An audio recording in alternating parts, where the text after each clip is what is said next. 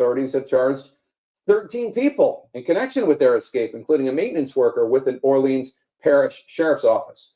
Then, of course, there's a brand new manhunt, one that started Sunday in Arkansas. Former small-town police chief escaped prison while serving decades-long sentences for murder and rape. We do not know exactly how 56-year-old Grant Harden orchestrated his breakout, at least not yet, but it appears that he walked out of the prison wearing a disguise. CNN's Ryan Young has the latest. And the latest on the New Orleans jailbreak, 5 inmates are still on the run, while 12 others have been arrested in connection to that escape. Some are now facing bonds exceeding $1 million. Eleanor Tabone breaks down who's been taken into custody and what's driving those sky-high bonds. There is a higher bond that's being set for these individuals. Louisiana State Police arrested Courtney Harris and Corvante Batiste for allegedly helping some of the inmates who escaped the Orleans Parish Justice Center. According to authorities, both face felony charges of accessory after the fact for allegedly providing food, rides, and communication to inmates still on the run. A judge said Harris's bond at $2.5 million and Batista's bond at $1 million. Whenever you see a bond being set somewhere the $1 million range or above 6 figures, it's typically for an individual who's accused of harming someone gravely. We're speaking about great bodily injury. We're talking of murder. Sterling Williams, a jail maintenance worker accused of helping the inmates escape, is being held on a $1.1 million bond, an amount his lawyer criticized. They are way out of bounds. That is completely ridiculous. Over the weekend, more people were arrested. 48-year-old Linton Van Buren Sr. and 41-year-old Angel McKee were both charged as accessories after the fact, each being held on a $1 million bond. 23-year-old Trayvon Williams, a current inmate at OJC, was rebooked on 10 counts of principal to simple escape. His bond was set at $2.5 million. Lawyer Ken Barnes says there's several reasons why judges may be setting bonds so high. What this is a message. And this is a message that the community, the court, does not take these allegations lightly. And they want to also influence others who may think that they want to assist from doing so. Ken says it's possible their bonds may be reduced. He says bonds are likely being determined by how much they help the escapees. They're saying, well, you help somebody. We have not been able to find that person. So your assistance is continuously aiding this person absconding from the criminal justice system. And so for that reason, for the job that has been done, the bond has been set at that level. According to Crime Stoppers, they've gotten hundreds of tips. We believe 3 of the arrests can be attributed to the assistance through Crime Stoppers tips. Darlene Costanza with Crime Stoppers Greater New Orleans says some of those tips helped arrest those accused of helping the escapees. We've gotten tips on all of the fugitives that are outstanding. We've certainly gotten tips on those who may be helping fugitives. Eleanor Tabone, WWL, Louisiana. You can claim a reward of up to $20,000. 3 additional inmates are back.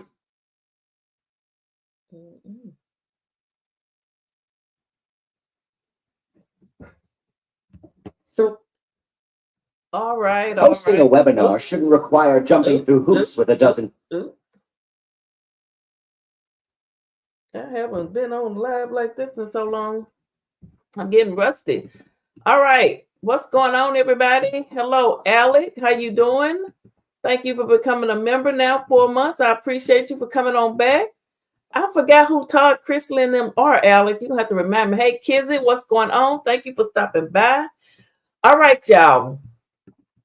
We got Kizzy and Alec in here. Thank y'all for speaking. Listen, we're going to talk about, 2 more people. I've been talking about this a lot on TikTok. But 2 more people before I do that, I can't get my freaking laptop to let me go live on TikTok. It says something about something not being compatible, and I'm so pissed. But anyway, I can download this and put it on TikTok. Or I might go live on TikTok too later from my phone. Hey, Josh, how you doing? They're from the Chrisley knows. See, I don't know them. Well, I guess Trump knew best. He done set them free. I don't know what they did, but more power to them, honey. More power to them. Okay. So everyone has been talking about, you guys know about the 10 escapees from New Orleans, honey. Let me see if I can find the video of when they. Okay, I don't want that one. That I want to find. Oh, that's Dr. Umar. That's Dr. Umar. Hold on. Let me see if I can find the original.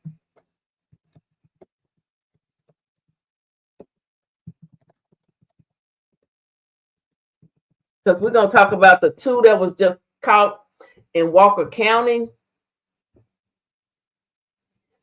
I want a longer video. Okay, this might be. This might be.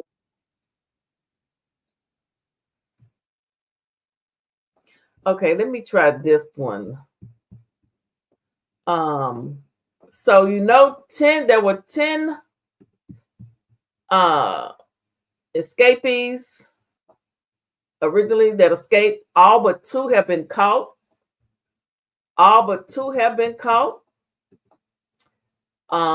There's 2 that are still free, honey, and I don't think they going. I don't think they gonna go. I don't think they going. The 2 at the top, Massey and Derek Groves are still free.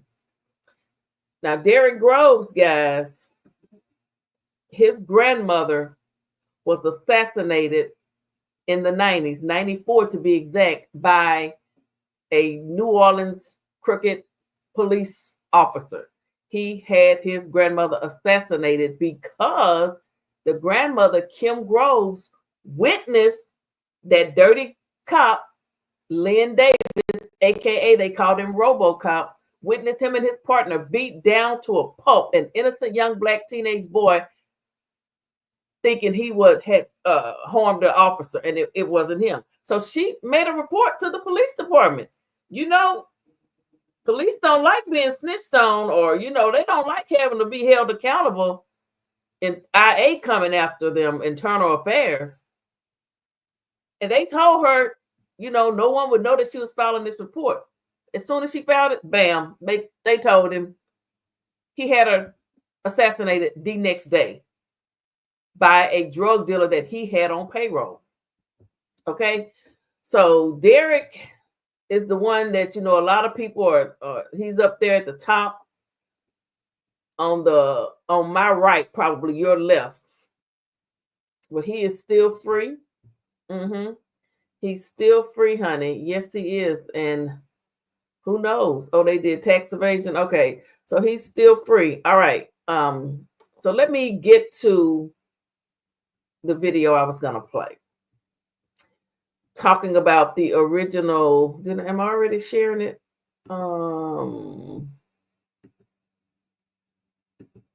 It's so long since I did this. So this is, I think this might be an original from when they first broke out. Prison break. We're joined by New Orleans City Council member Eugene Green. Councilmember Green, thank you for taking the time to join us tonight. I want to start with this video that we just received of the escape. Take a look at this with us. And if you can, talk to us about what you see here. What is your reaction as you see all of these inmates just running in this massive group, leaving a prison where they are supposed to be secure for incredibly violent crimes?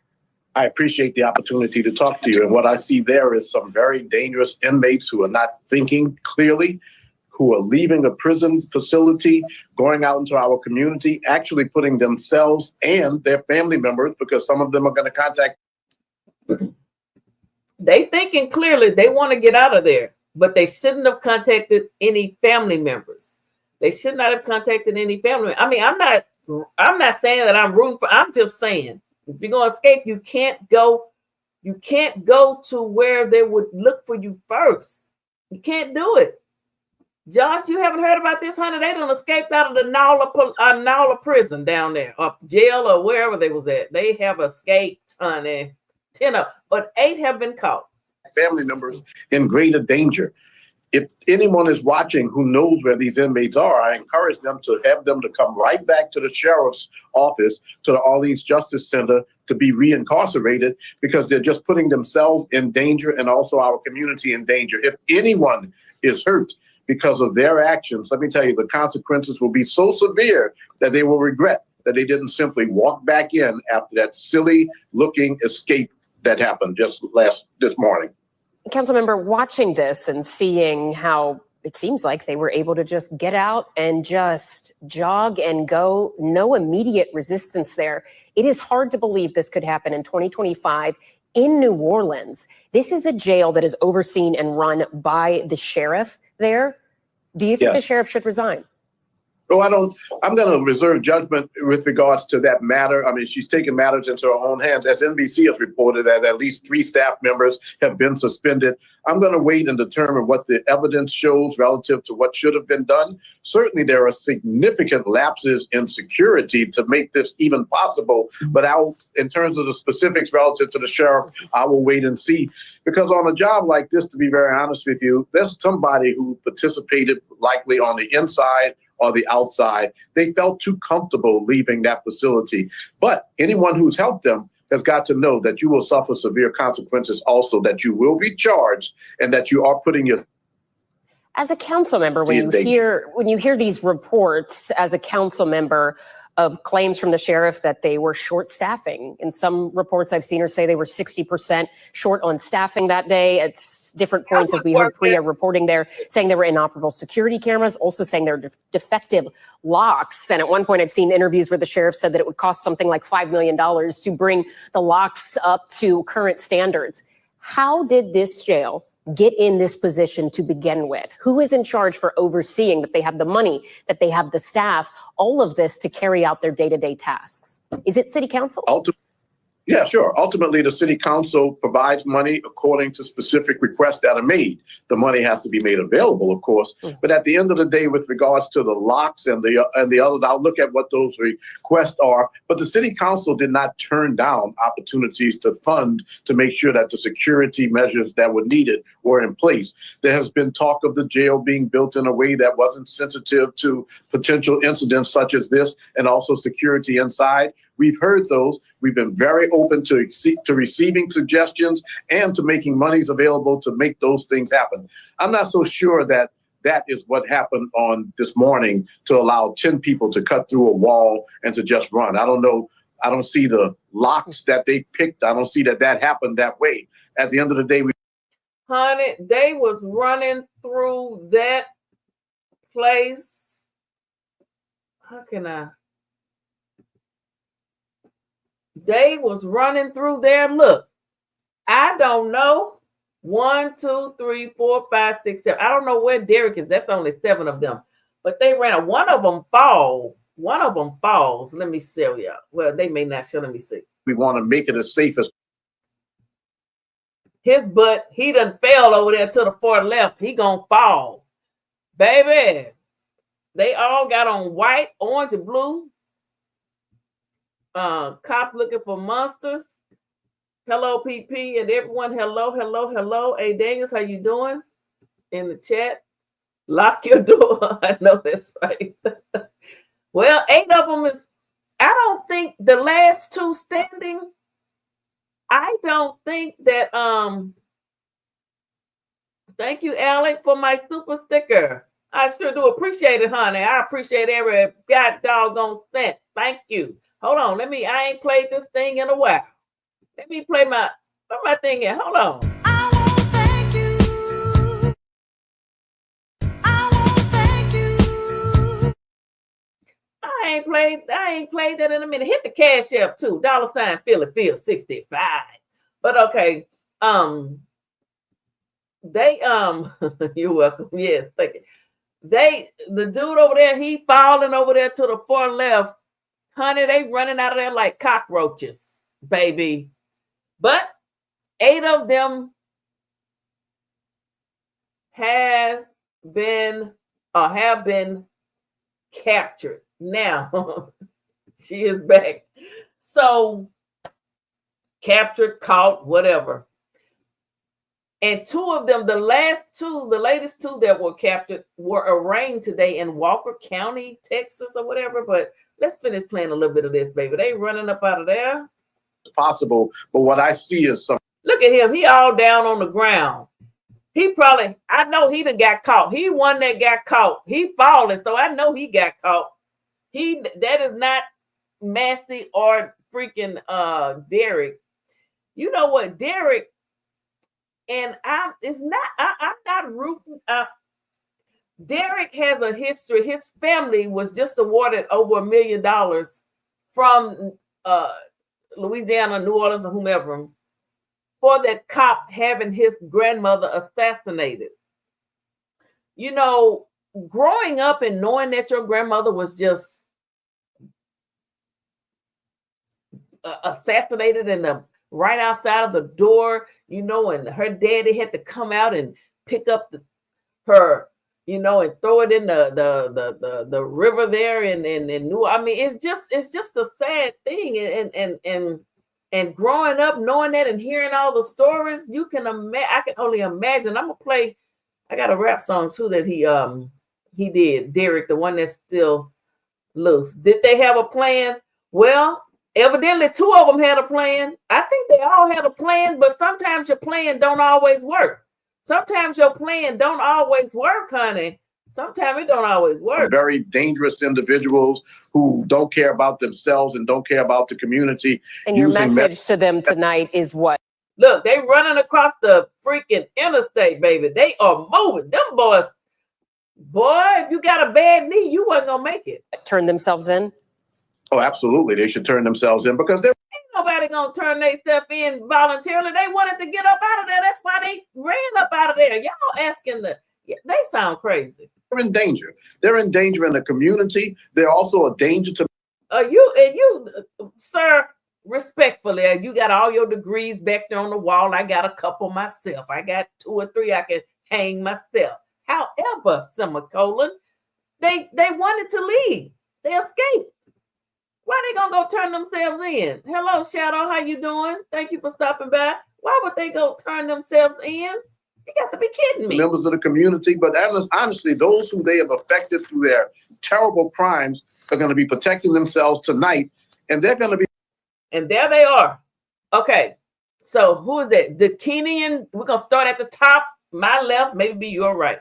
Dakinian Dennis, Gary Price, Robert Moody, Kendall Miles, Corey Boyd, Linton Van Buren Jr., Jermaine Donald, Anton Massey, still out. And there was a video. Oh, I'm gonna have to see if I can find that one too. And Derek Groves, still out. Leo Tate Sr. I think he may have been the one that was recently caught. But out of all 10,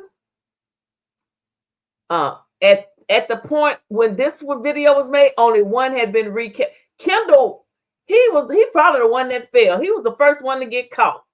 He was the first one to be recaptured.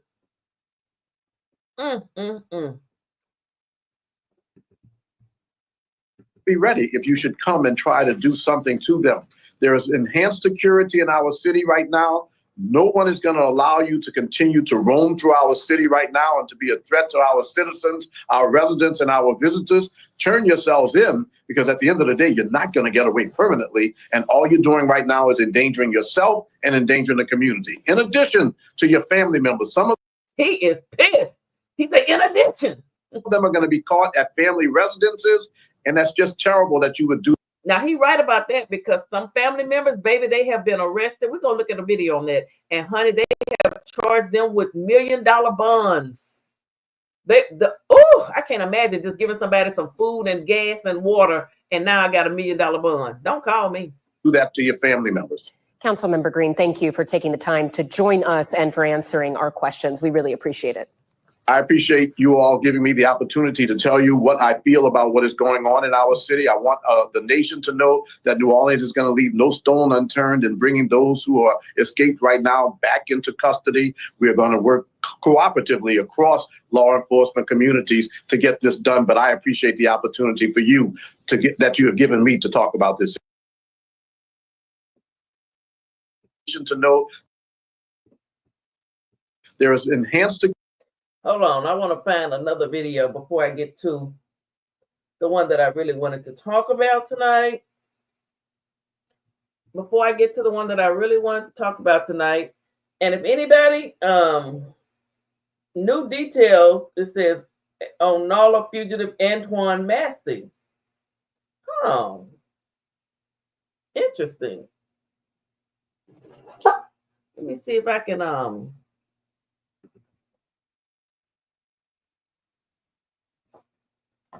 let me see if I can find that video.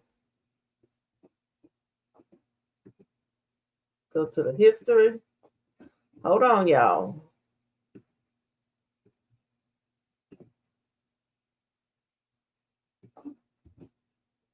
Hi there! Would you like to receive a gift? I'm a missionary for the Church of Jesus Christ of Latter-day Saints. And this... You won't regret it. You'll return a subscriber. It's be the last one. All right, hold on, guys. We hadn't done this in a while, so bear with me. Bear with me, y'all. Just be a little patient. Please be patient with me.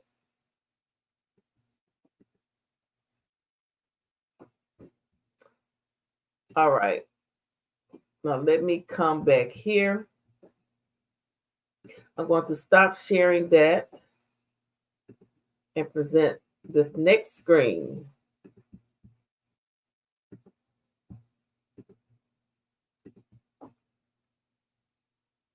New details on Nala fugitive Antoine Massey and how his sister helped in his escape. Hey guys, welcome back, and I do appreciate the support. Guys, as you well know, we've been covering this New Orleans inmate jailbreak out there from 2 weeks ago, and we've been covering news as it's been breaking on this case. Now, there are 2 inmates left, and they are Derek Groves and Antoine Massey. I had to go look over here for their names and their faces. And speaking of Antoine Massey. Okay, this video is being used for the purposes of learning and teaching. Okay, and it falls under Section 107 of the Copyright Act of 1976.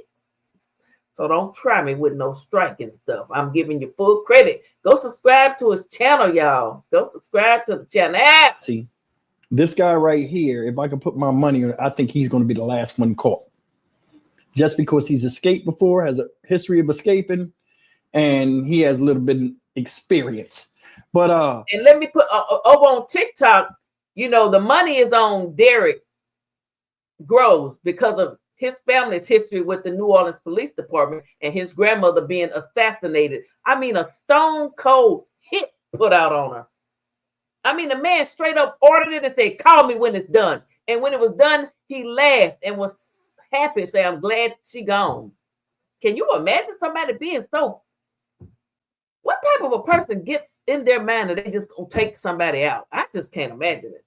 But he's saying this other guy, and I'm gonna show y'all a picture of his daddy and Lil Wayne's daddy, stepdaddy, who raised Lil Wayne, was running partners. Massey's daddy was assassinated too. Well, child knew other, you know, they just like any other city. They're a little Chirac themselves. They're a little Chirac too. Speaking of him, his sister was arrested. She's one of the 13 that been arrested for helping these escaped inmates. And they're going to talk a little bit about her, in addition to the 2 guys that was caught out here close to where I'm at, an hour away. Have you ever wanted to go to culinary school but never lived close to one? Escofier's got your back. You could take. You know what I'm saying? In Texas. So take a look at this, and I'm going to come back and I'm going to say a couple of things. Check this out. Antoine Massey's sister is accused of helping him evade law enforcement. Gabby, please hit the like button, y'all. Come on. When you hit the like, that helps get the video pushed out more. Why y'all not liking my video? And where is everybody? Don't make me come find y'all. Kellett reports one of his romantic partners is also allegedly involved. Gabby. Liz Lauren, 31-year-old Daisha Massey is among 13. Wait a minute. Did she say, she just said one of his romantic partners. Now, you know, to put your livelihood on the line to help somebody escape, and you just one of their partners, he got some more women. Them other women didn't help, but maybe one did. And this woman just said one of his romantic partners helped him. Oh, let's listen. Okay, I'm going to try not to stop it no more. Hey, boo. Now booked on suspicion of aiding and abetting the men who escaped. Her brother, Antoine, and Derek Groves are the only two men still on the run. Court records reveal that police began surveilling Deschanet's home in the 3600 block of 4th Street. Soon after, police say a woman romantically involved with Antoine called police multiple times, telling them that he was at Deschanet's home. They say she knew because she video called him on his sister's phone. Now, investigators searched Deschanet's home last Wednesday, but Antoine wasn't there. Detectives say they searched Deschanet's phone also and recovered messages between Antoine's partner and his sister. They say the women shared press releases and agreed that they hope he, quote, never gets caught. Police say they also discovered that last Monday at about 5:30 in the evening, Antoine's alleged partner shared a live location with Deschanet. Police say it was later deleted. Investigators spoke with both women later, which they say uncovered that Massey was at Massey's home that same day. Police say they also learned that Antoine's romantic partner was aware of the planned escape prior to it occurring and that she helped facilitate it by supporting Antoine during phone calls. They say she continued to aid Antoine post-escape by knowingly placing false tips to law enforcement. Investigators have also secured a warrant against Antoine's romantic partner. Everybody move to the right side of the car.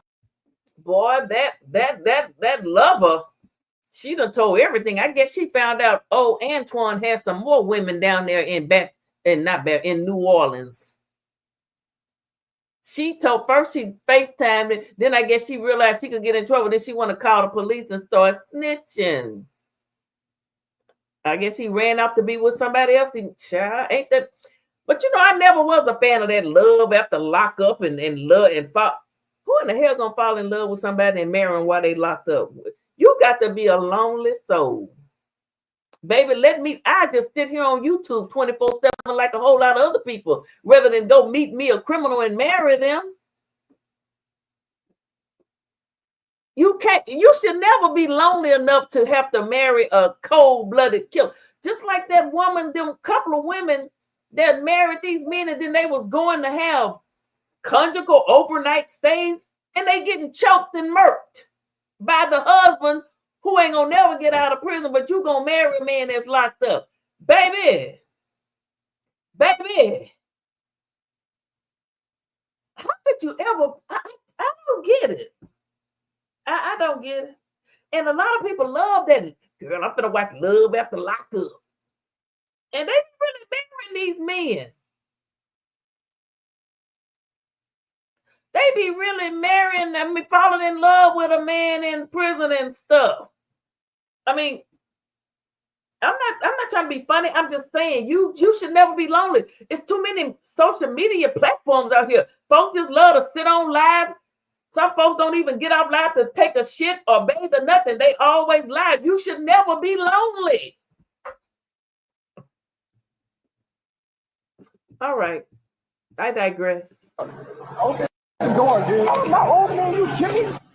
You are looking at two inmates last seconds on the run. Yesterday, Leo Tate and Jermaine Donald were arrested in Texas. Linton Van Buren was arrested in Baton Rouge. Thank you for joining us, everyone. I'm Sharice Gibson. So over the week, after 10 inmates escaped from the Orleans Justice Center, 8 are now back in custody. That leaves 2 more inmates still out there, Derek Groves and Antoine Massey. Police in that. Who the last 2 standing, baby? And I bet they some cold-blooded brothers, too. Let me see. Hold on. Oh, I don't think I have it on here. Let me see if I can find it. I'm going to play where y'all can see it, too, but I'm going to play a rap song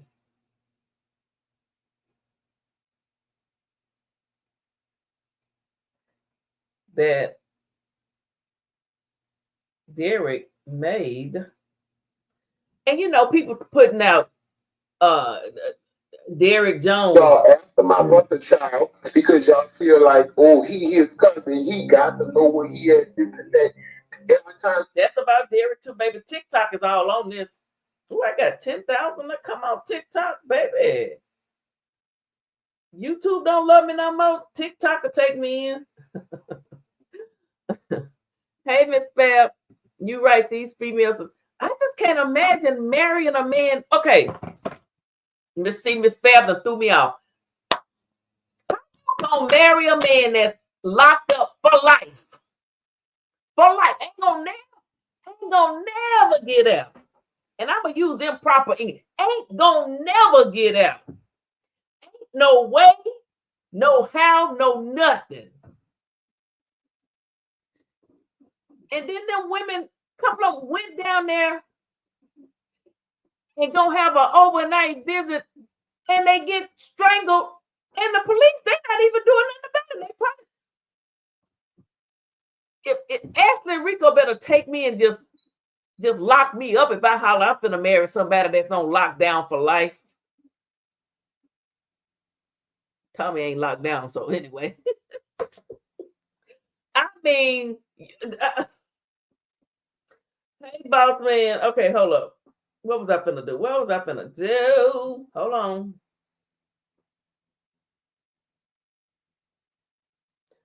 Trying to go to TikTok.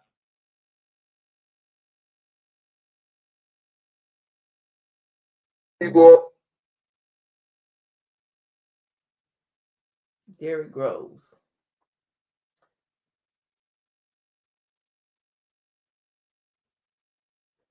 So they trying to say, okay. Oh, here's another rap song of him. I ain't seen this one.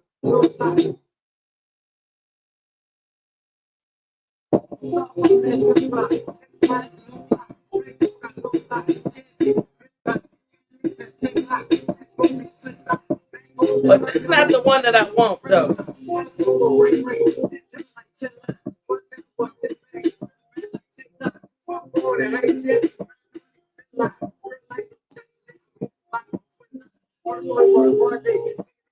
Thinking about what they gonna do sometimes, allegedly.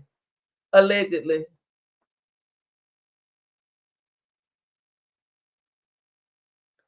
I don't know. Wait a minute. I'm trying to find that one song. Woo. My. Is this it?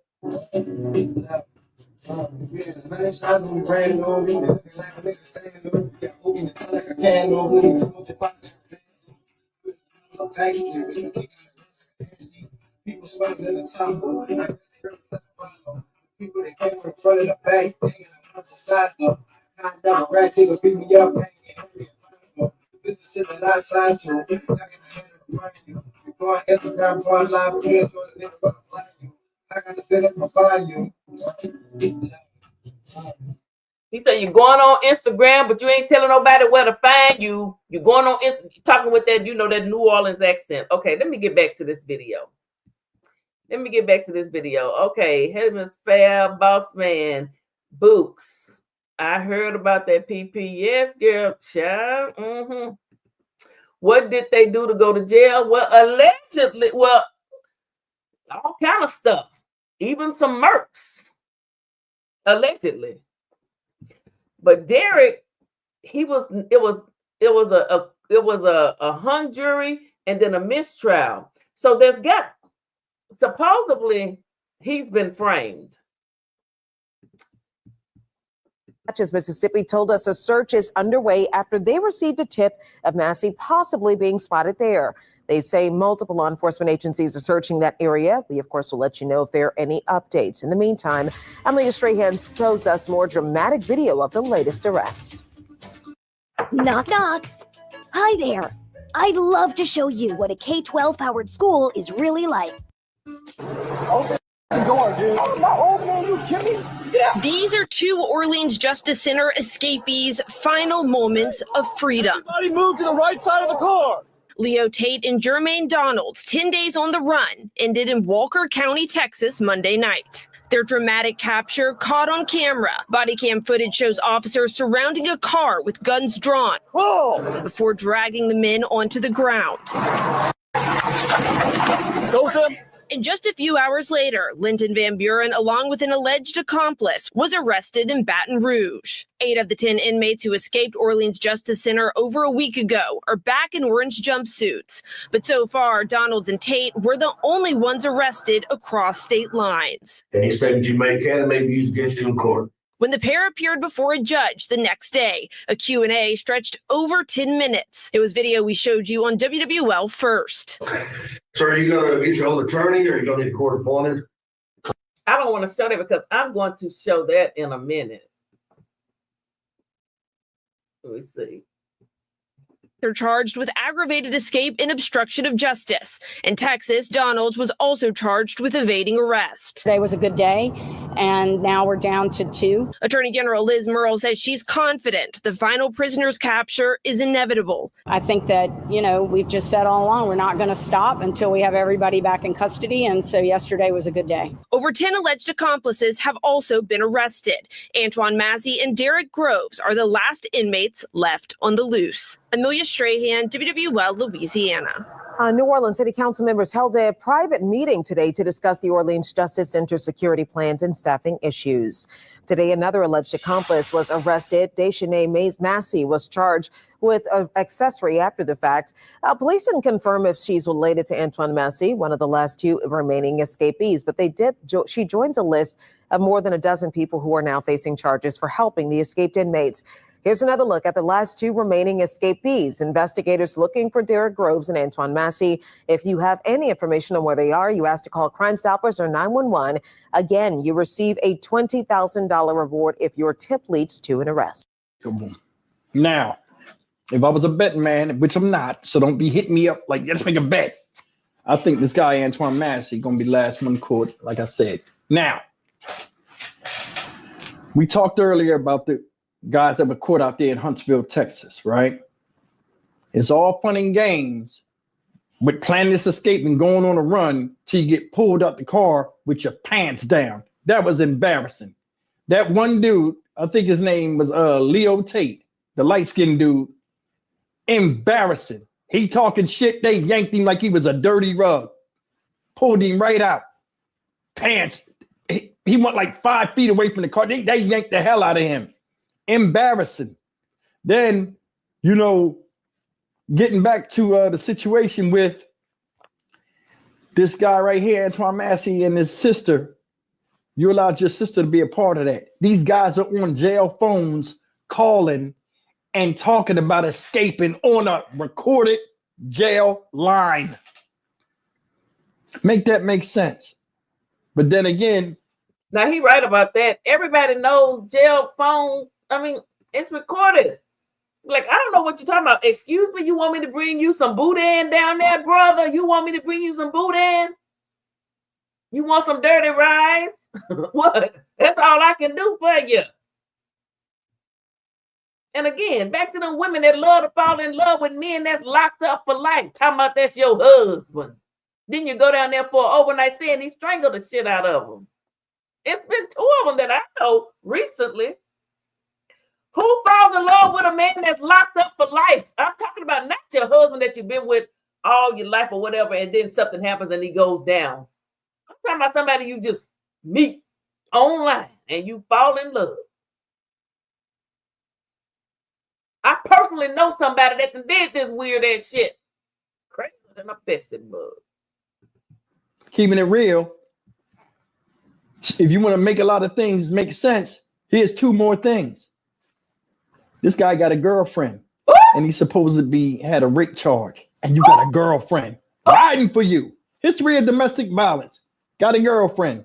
Right. See, I don't know what. Oh my stars almighty! Is that what he allegedly did? Why you raping folks if you got a woman? Oh, he's still on the loose. Let me shut my mouth. Shit. Riding for you. Risking her freedom, riding for you. Fact number 2.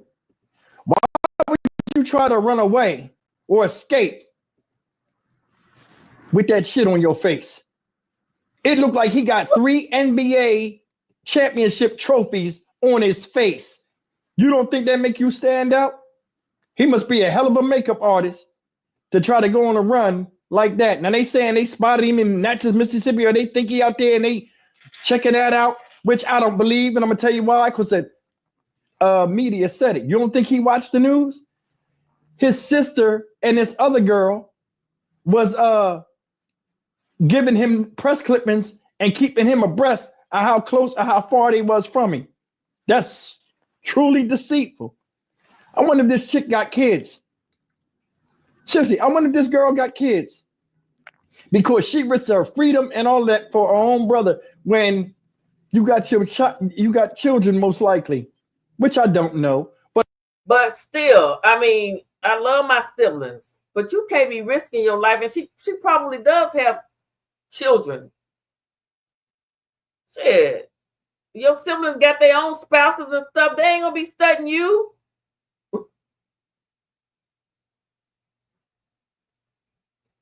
I mean, I'm gonna pray for you. You escape. That's you. But don't call me. Don't call neither one of these phones. I got two. I got one for the and one for the. I got two phones, but don't call them. Woo. But y'all can call if you got something you want to say. The number is scrolling across the screen. If you got anything you want to say, nobody won't know who you are, honey. You don't even have to say your name. Call the hotline. But I mean, a lot of these women that are out here doing this stuff do have children, and they're not thinking nothing about it.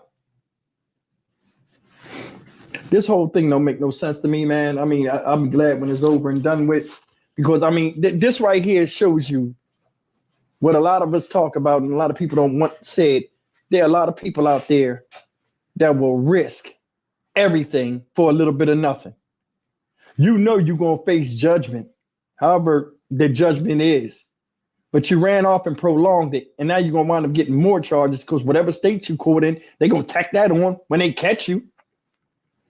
What is it, interstate escape or whatever? They always got names for this stuff, crimes we ain't even never heard of yet. But this whole thing was a dumb idea, and to get other people involved. They crossing state lines, getting family members involved. I hope none. Well, everybody, mama. Oh my goodness, you know, with Derek, they came and swooped up his mama because of the history with that family, and that family just got over almost $2 million, well, $1.something million from the state for them assassinating.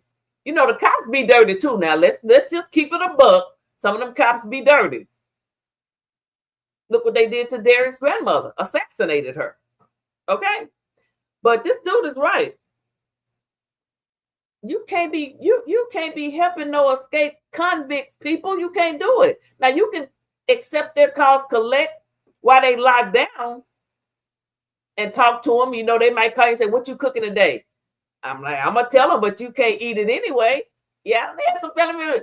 Phil, well, what you cooking? I tell them, I accept all the calls and talk to them, but don't call me if you get up out of there when you're not supposed to. I'm not gonna answer. Don't do it.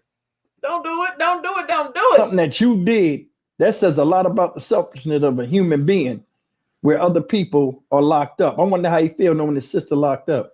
Think he care? Nah, because she ain't gonna get the amount of time he get. And most likely, he's thinking it'll be over and done with. And she knew the risk, or all of these family members knew the risk with helping them. Then again, motherfuckers don't think. Stock Market Steve for the Dynamic Reason channel. As always, like, comment, share, and subscribe. I'll see you in the next video. Take care. Okay, and that's it with that. So I do have another one that I want to, oops. Let me see if I can find it.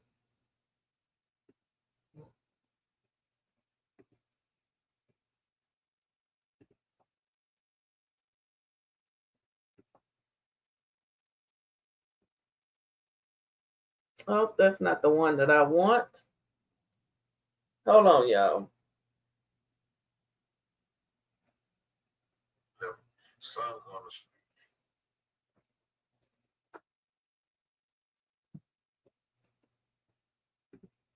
The stuff that he had seen, man, you know, the people, man, the system really failed him, man, because he really brought up on the Bible.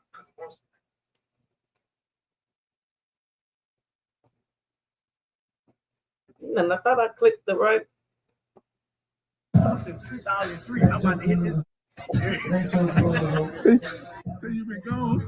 I've been gone for 14 summers, man. Yeah, but I ain't swum. That's Antoine Massey right there. That's Antoine Massey. He had just, I guess he had got out. Hello, Terror Point. You say they did everything that they saying in the 50 words of 50 Cent. They say they did that shit. They did that shit. Are you from? Well, I don't need to know where you're from, but welcome to the channel. Thank you for stopping by. So, guys, this is Antoine Massey right here. Let me start it over. Since 2003, I'm about to hit this. He said he had been locked up since 2003. So you've been gone. I've been gone for 14 summers, man. He had been gone for 14 summers. You heard me? And then you went back. Why he got so many tattoos? Good night, almighty. And them tattoos be meaning something too.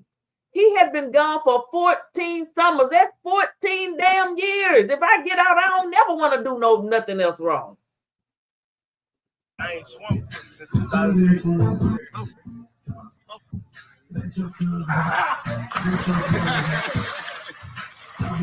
I'm sitting here, I'm looking at a picture of Lil Wayne's dad, stepdad, Rabbit, and a guy that looked just like Massey. Yeah, that's Big Antoine, man. He ran the click with us. So this man is High Yellow Man. That's Antoine Massey's daddy. And the man in the seat, that's Lil Wayne's stepdaddy. Lil Wayne. Y'all know Lil Wayne. Lil Rabbit, man. That's Antoine Massey's dad. Yeah. Shit, his daddy was executed when Twine was like 8 years old in front of Twine.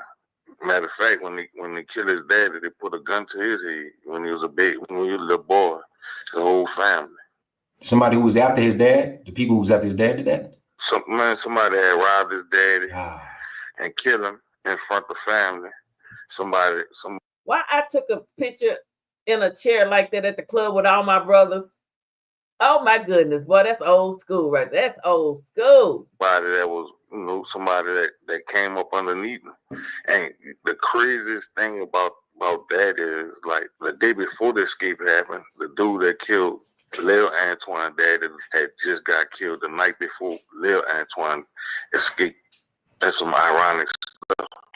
Bro, what do you think him seeing that at such an early age did to his character, did to his psychological aspect, you know?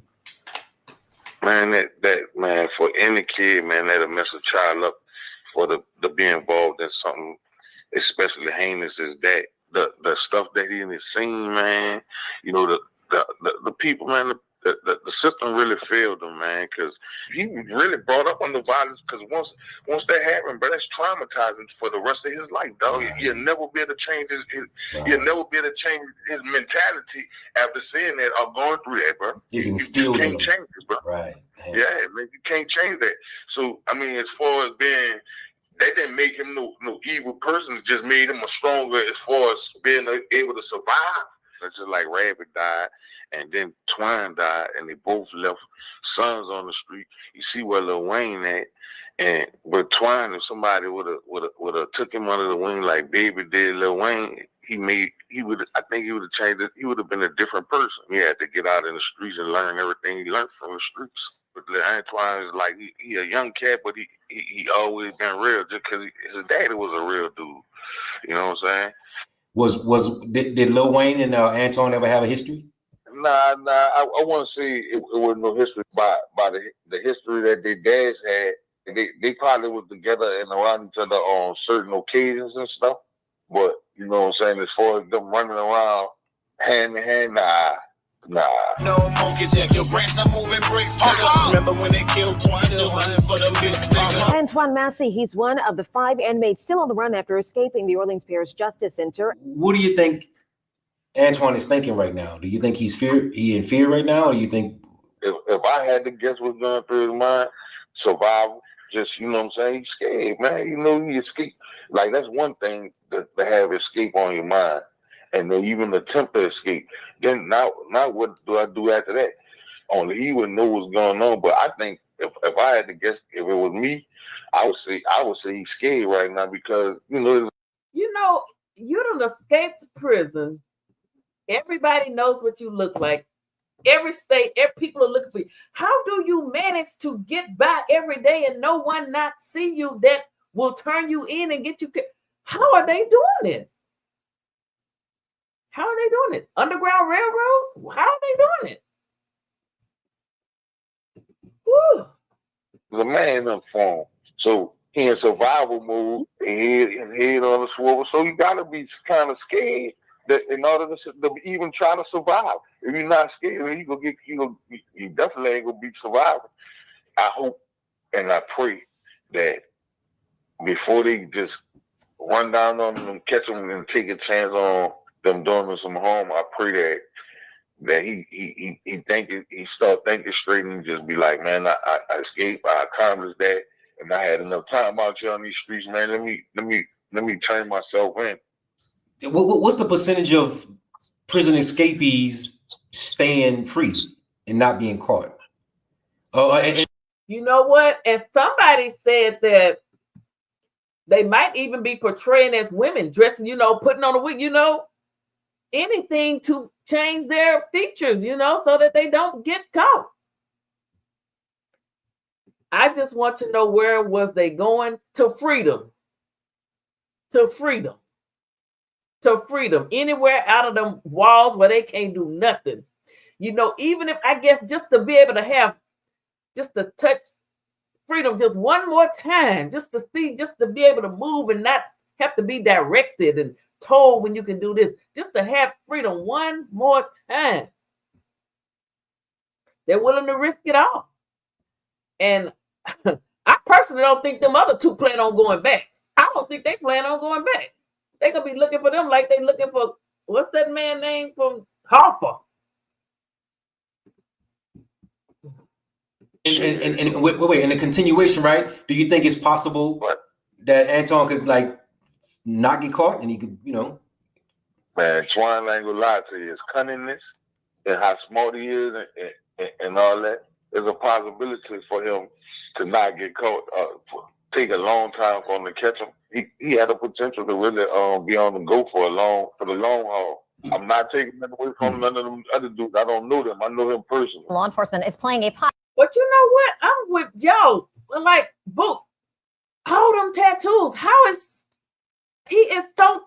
He must have on some makeup. He got to be covering up them tattoos. It's so many.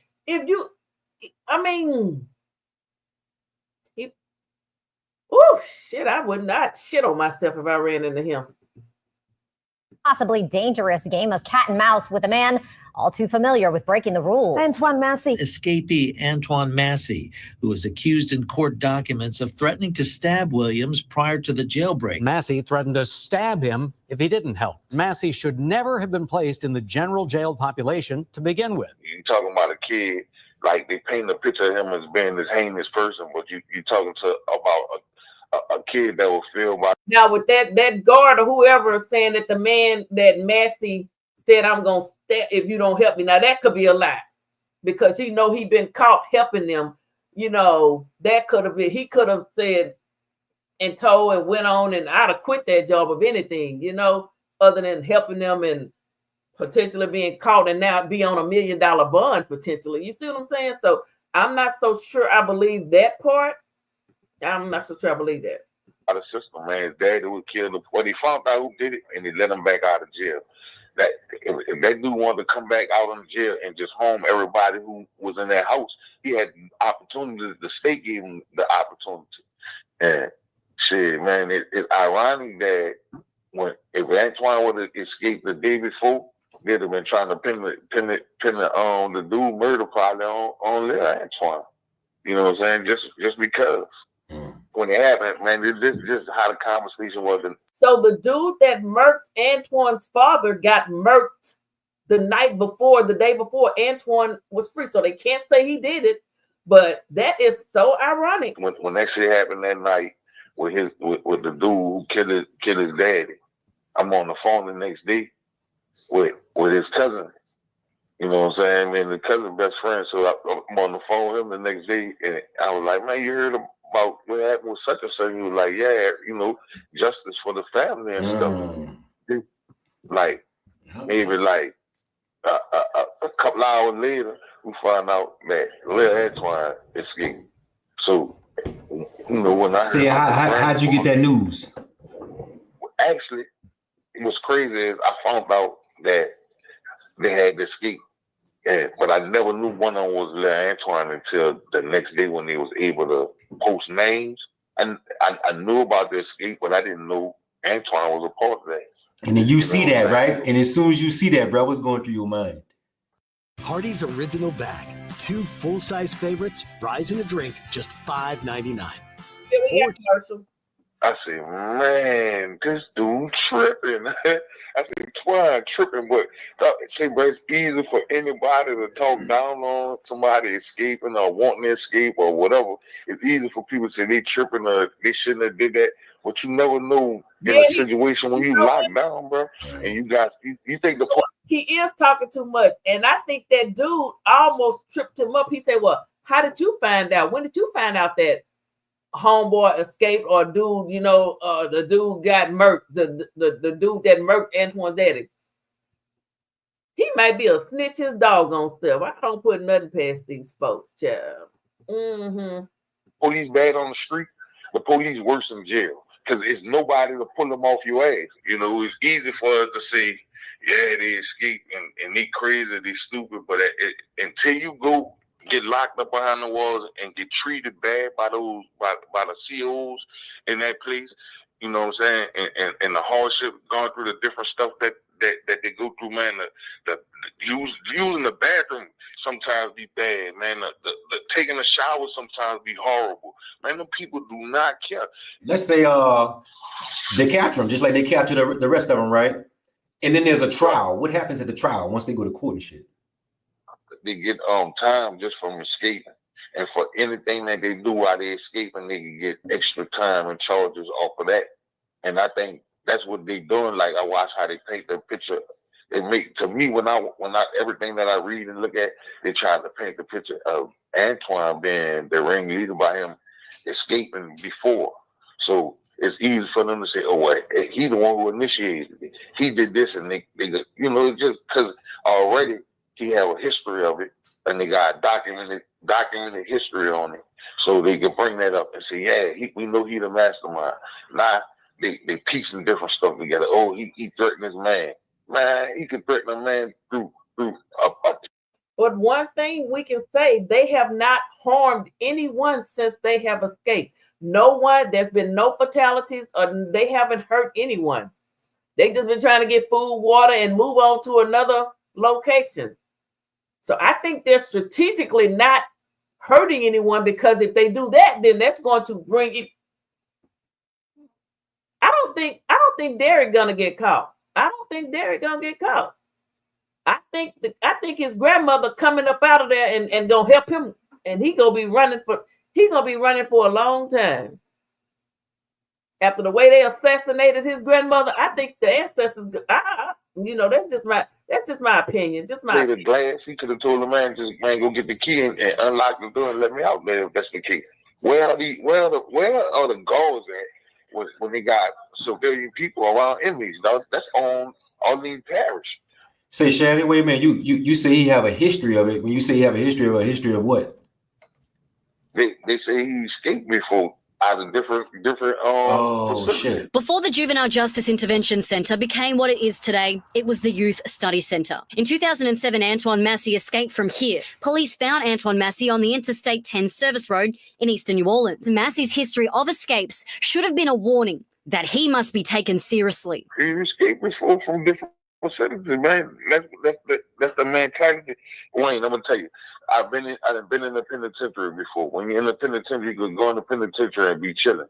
And you still a part of the penitentiary system, whether you're a person that chill or whether you're a person that bucks. If y'all lock down together in a dome, and the person in the dome do something that'll get everybody locked down in the dome, everybody gonna get locked down. The good gotta suffer for the bad.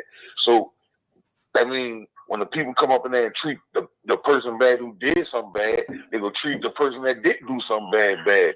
And everybody wants out of jail. Nobody wants to be in jail. You know what I'm saying? Because it's a system set up for them to tell you what you can do. Is there any other time that they falsely convicted him? Just by the time having a jacket, anything go down in his around his section, he one of them dudes that they go come looking for. Because he go fit the profile here. He a young black dude, and he got a bunch of tattoos. Once again, I go right back to thinking, what the fuck them is thinking right now? Like, as far as in his mind, as far as the projection. No, they on survival mode. No, it's like they're in the war, and they can't trust nobody. So you know what I'm saying. So, bro, right now they just trying to keep pace, bro. They trying to survive now. Cause basically, when I say survive, I ain't saying stay free.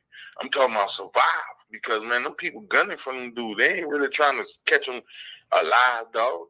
They hoping they catch them down bad so they could kill them, bro. You know what I'm saying? So I say all the dudes that's loose, they still on they're on some strong survival. And whoever got the strongest survival tactics, bro, will be the ones out here, bro. Say, bro, let me ask you this: when you first got wind of the jailbreak, Antoine was involved. What was going through your mind?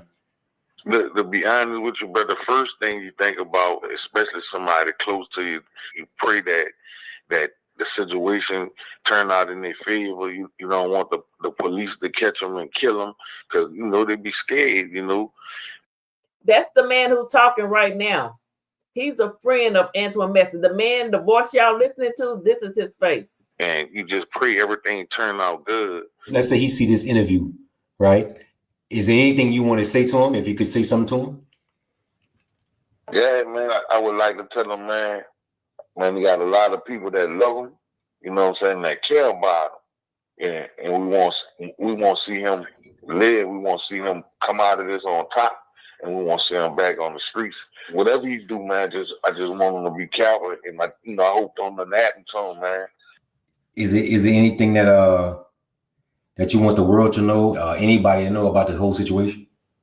Yeah, man, I just want the world to know that I know for a fact Antoine Massey, he's not no bad person, even regardless to what the media might depict him as or the government might depict him as. He a young person that the system failed, and I just want him to know, you know what I'm saying, man, just survive out there, man, and man, please come out this on top, brother. You know what I'm saying? I'm rooting for you, and I ain't saying I'm rooting for him to get away, and I'm rooting for him because he escaped. I'm rooting for him because I love him. You know what I'm saying? Mm-hmm. And I want him to, you know, I want the best out of this situation for him. Okay, well, let's go ahead and get to the other story that I wanted to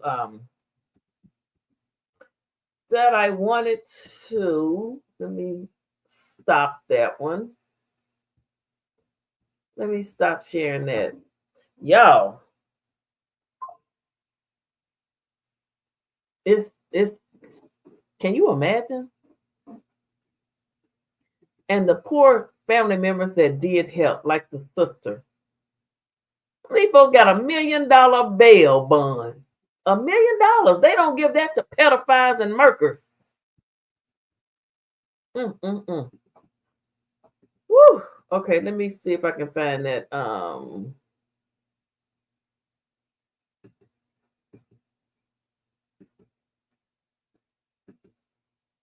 Okay, I think this is it.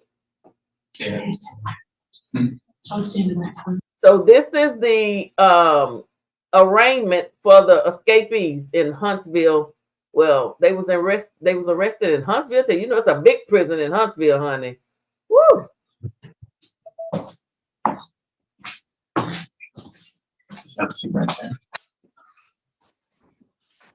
Escape? All right, sir. But Leo Tate, correct? Yes, sir. But I'm Judge Fisher. So that's Leo Tate. That's his arraignment that happened today. They were just caught yesterday. And they're going to ship them on back down to New Orleans. Down in New Orleans. Just here to make sure you understand what your charges are and your rights, okay? Charges. Your charges? Charges. You have 2 charges out of Louisiana, one for aggravated escape, and the other one for obstruction of justice. Okay, that's all the paperwork I have right now that indicate those 2. If there's any more that we have not gotten that from Louisiana or anybody else. Okay? So you have the right to hire an attorney to represent you.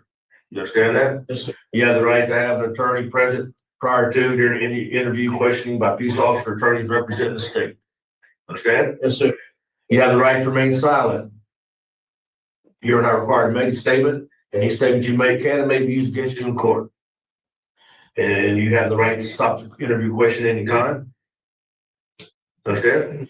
You have the right to have an examined trial on the felonies, and you have the right to request appointment of counsel if you cannot afford it. Understand, sir? Okay. So are you gonna need a court appointed attorney, or are you gonna hire your own? You gonna need a court appointed, or are you gonna hire your own? Hire one. Hire your own. Sorry, a little bit of feedback. I got to be able to hear a little bit. A trick of ice water, salt, and lemon has gone viral in the last month on networks. User report loss of up to.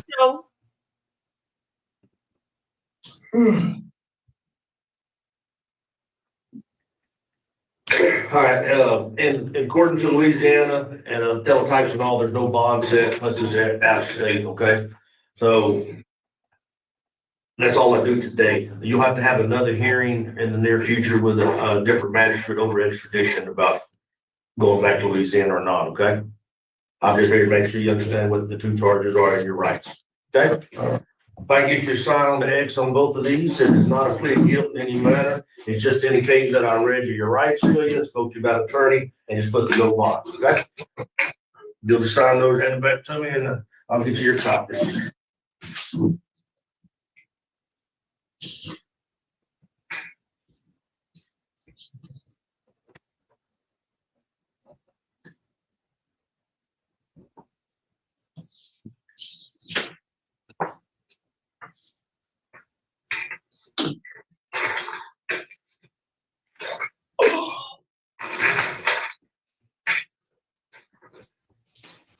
Kind of looked like he relieved, like he was just tired of running. Oh, did you copy? Best wishes to you, sir. You too.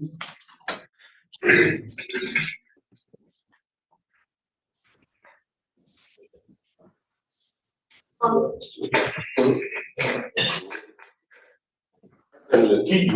right, you can go and have a seat. Come on. Okay. Jermaine Arnold? Okay. Just make sure. Sometimes we get that older, we'll make sure it's the right person. It's Donald.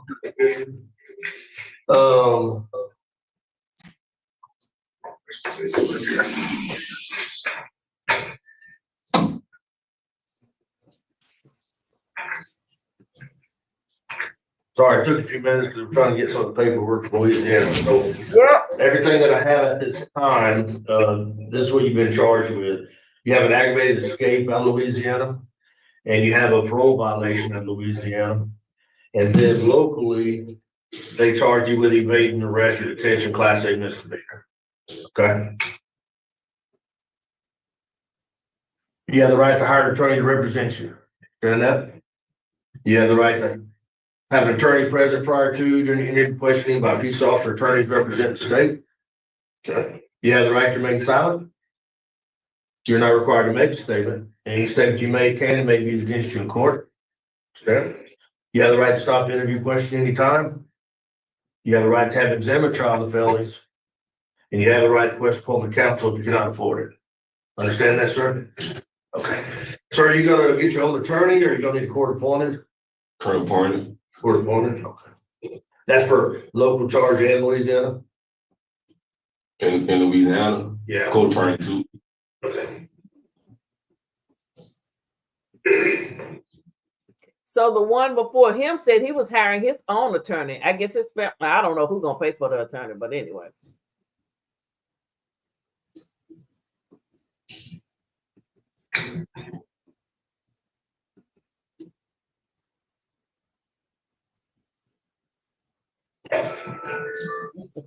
Yes, it is.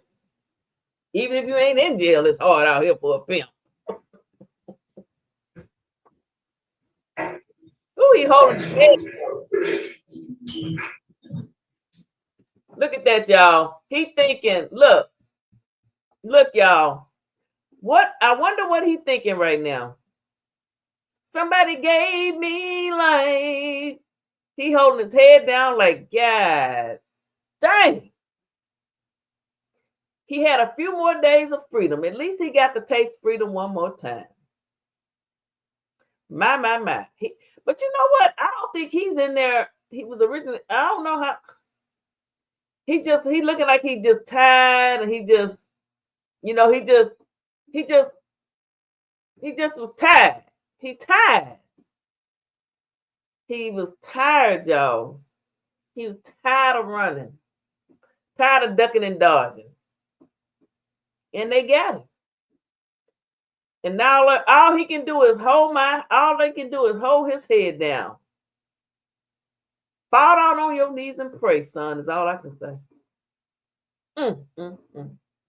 Now he got to go back up in there where they gonna be hoorahing him, as my grandfather used to say, hoorahing him. You know what hoorahing mean? Oh, ninja, yeah, you thought you was gone, ninja. You back in here with us, boy. Yeah, boy.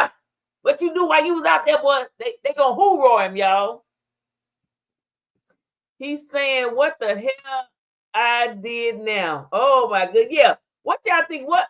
You know, I'm gonna have to take a picture. I'm gonna have to take a picture. Yeah, I'm gonna have to do a meme of this here. What is he?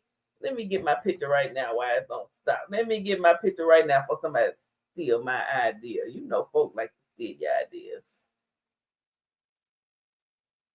Let me get that. Oh my goodness. Oh my goodness.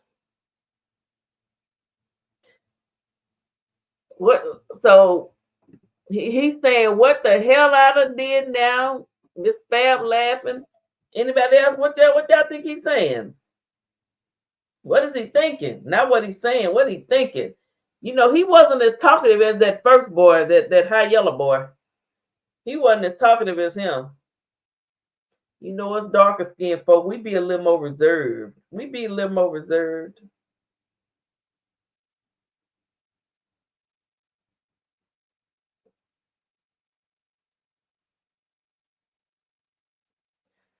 I wonder. I'm just curious. Okay, let's go back to playing it.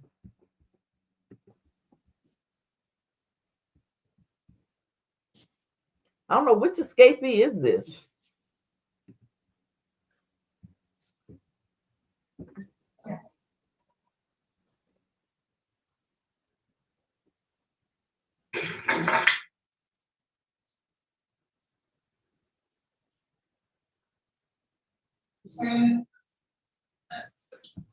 Hell no to the no. Yeah, that too.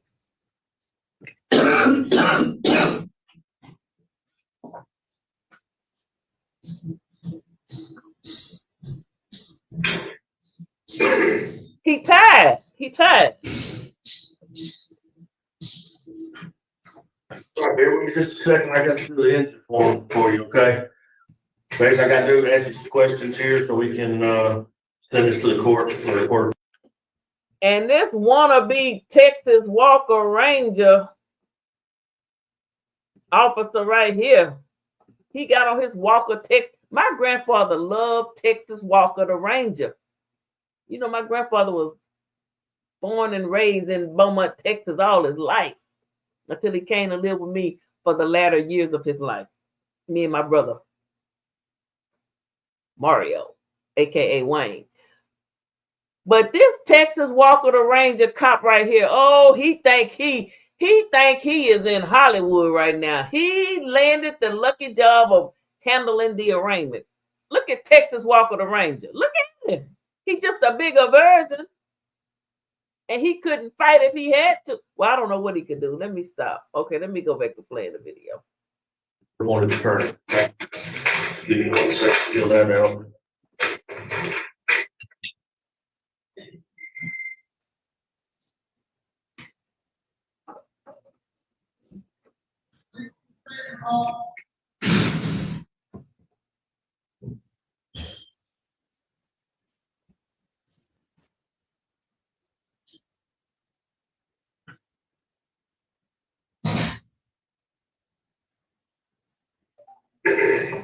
Mr. Donald, do you have any children you're financially responsible for? Do you have any children you're financially responsible for? No. Okay. Again, what I'm doing is asking these questions to send to the court so then the court can determine to get you a court appointment or not. So I'm not trying to get all this just for no reason. Do you have a salary, monthly salary? No. Okay. Do you have any income, social security, food stamps, anything? No. Do you have any expenses? So he has no children. Hi, brown skin. How are you doing? PP, that chef has a big head. And brown skin, how you doing? Thank you for stopping by. So this he has no children. He has this Texas Walker the Ranger asking him questions right now. Let's listen. No rent, mortgage, job care. I'm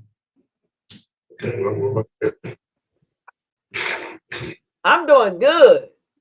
Thank you. This is one simple cleaning trick seniors can use to instantly clean toilets without any scrubbing. Take your most disgusting toilet. Yes. That's a lie.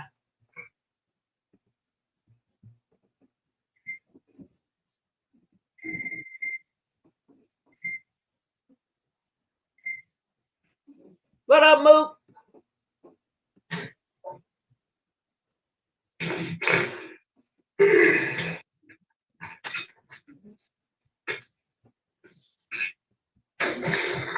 And everyone in here, please come on over to my TikTok. I'm gonna run over there before we leave just to show y'all, baby, because we doing it over there, honey. It may, hey, we do, but thank y'all for being over here too. I do appreciate it. I surely do. Okay, sir. There's gonna be 3 different forms. There's one on each charge on each form. If I can just get you signed here on the X on all 3, it is not a plea appeal. All it's indicating is that I read your rights to you, spoke to you about an attorney, and you're asking for a court appointed. That's why we did that for them. Of course, the 2 Louisiana charges, there's no bonds on those, and then I put 10,000 on the local charge today. Okay. You have any questions? No.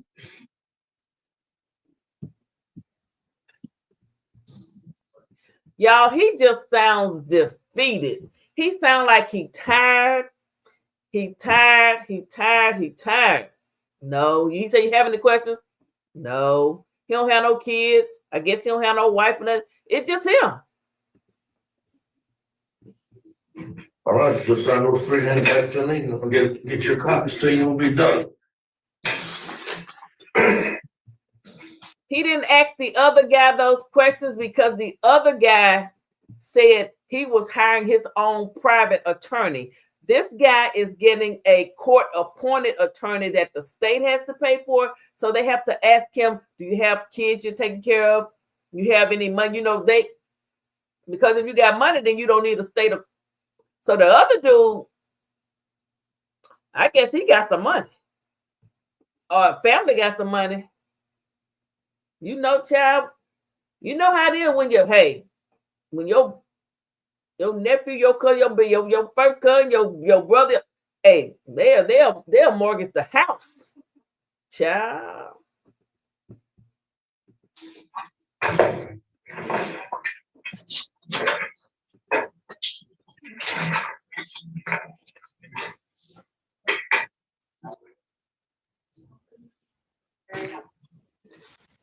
He's signing real quick, like.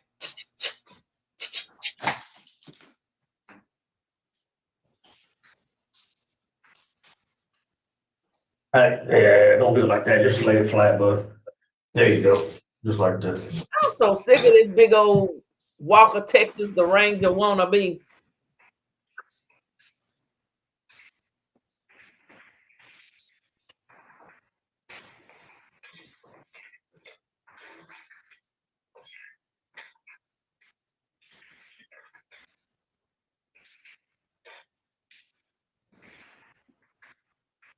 Well, there's your copies. As I told the other gentleman, that's all that happens today. Just make sure you understand your rights and whether there's bond, no bond, an attorney. Being an out-of-state charge, you have a local charge, so you has to be resolved. But then you'll have another hearing soon. You'll have to see a different judge over about extradition, whether you go back to Louisiana or not. Okay. All right, man. That's what you see.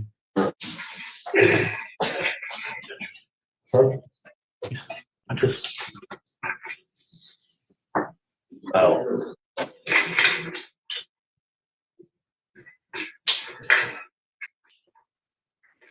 Attention Black folks who don't have enough saved for retirement. I'm going to give you some information today. I know it's going to.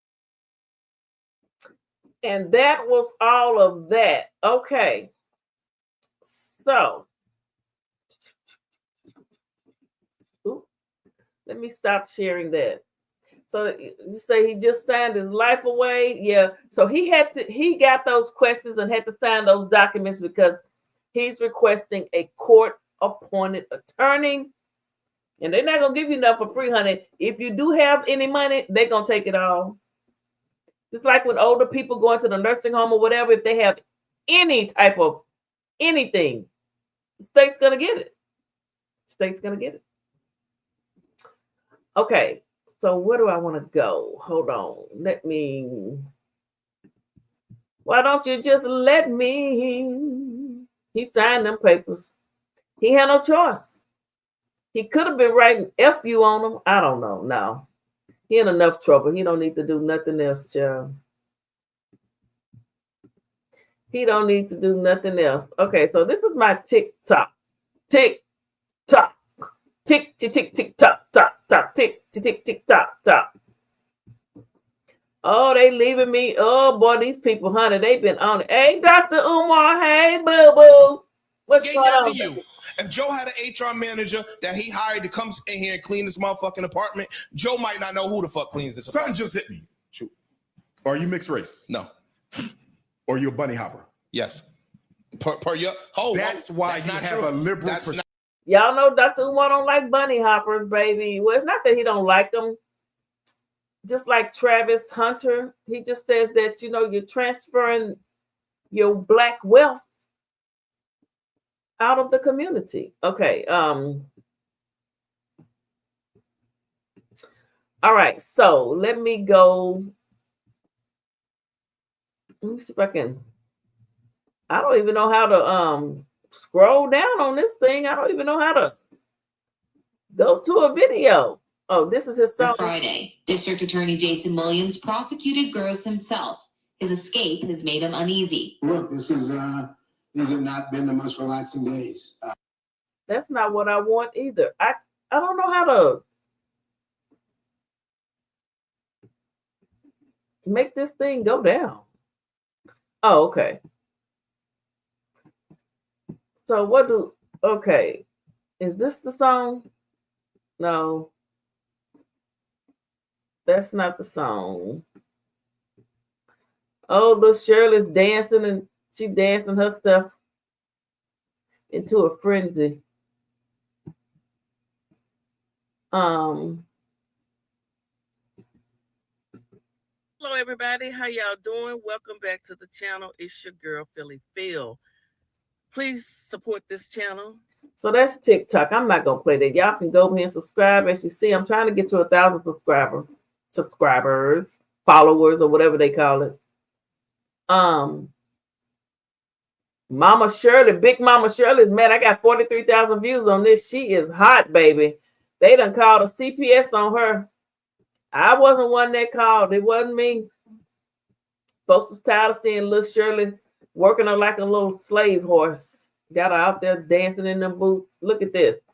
People picking her up. Well, do she only get booked at adult events? Y'all literally got a video going around talking about she only get booked at adult events, but kids in the background.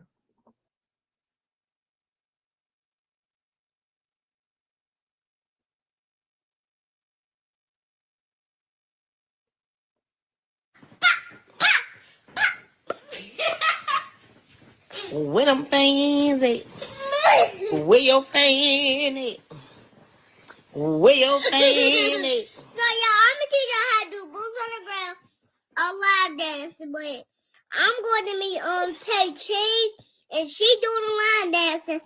So y'all need to come over here, and she will show you how to do a line dancing class. So come down here and get your fans and go down her where she at, but I'm going to meet her Friday or Tuesday, but Friday, that's long way to go. Wait, okay, so I'm going to meet I'll meet 803 Fresh, and I'm going to meet Tay Cheese and Jasmine Brown, and Jasmine Brown can do a lot of dances. Like she got that thing on Pat, baby. Like, Pat. So dragging around, do the line dancing.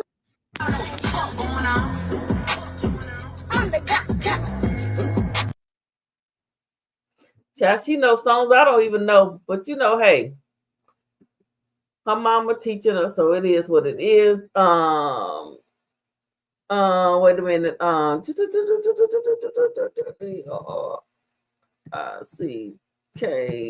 CKGRO. It's a lot of people on here talking about Derrick Groves, one of the.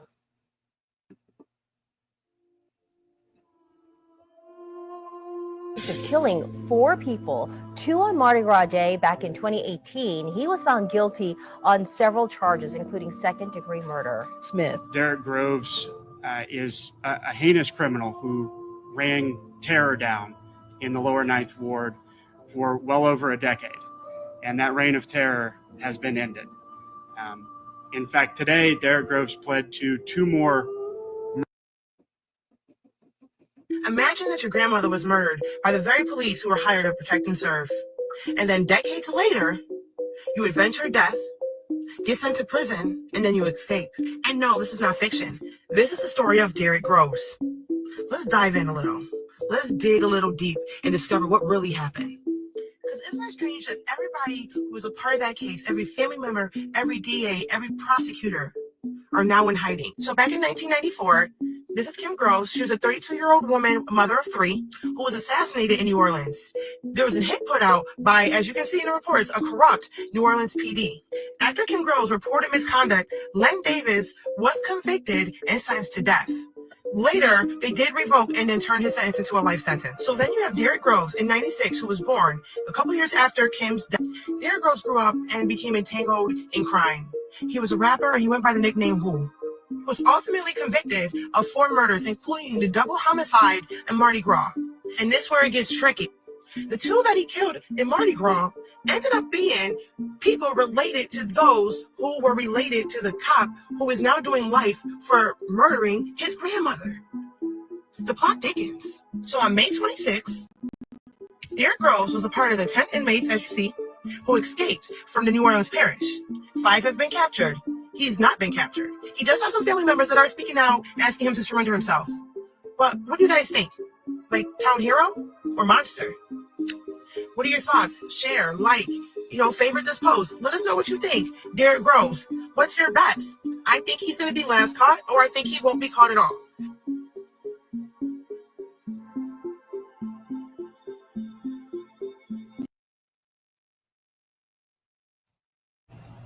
Yo, now unless you've been living under a rock, you've been hearing about the New Orleans inmate escape.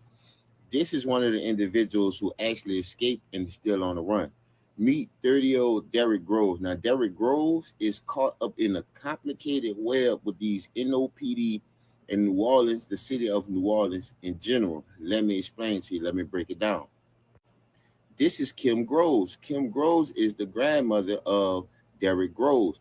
Now, Kim Groves witnessed a police by the name of Len Davis beat a young man basically unconscious and beat him real bad. So she reported him to the internal affairs at the police station, which opened up an investigation.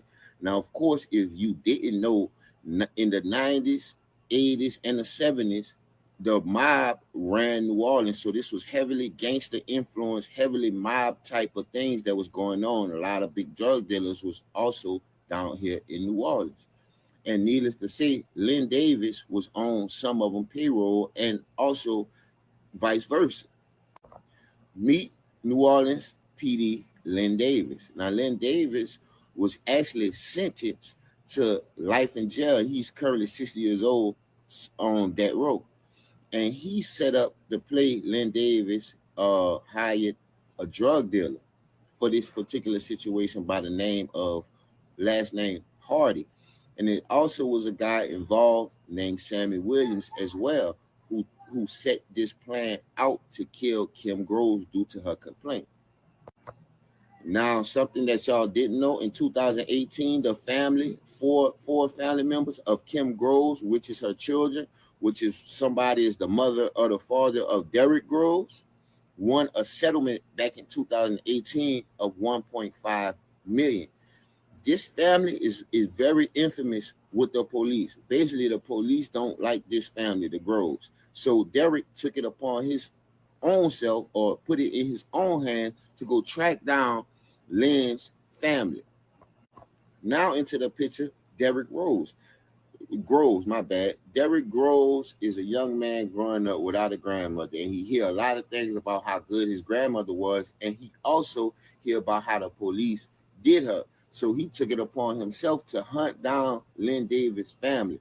And he's on 2 murder charges right now because the 2 people that he unalived were part of Lynn Davis's family.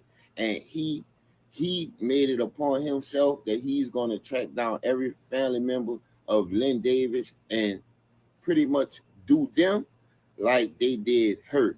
Yes, man, it's a very, very deep-rooted case. This case actually started in 1994, but the crazy thing about it, Derrick Groves wasn't even born yet.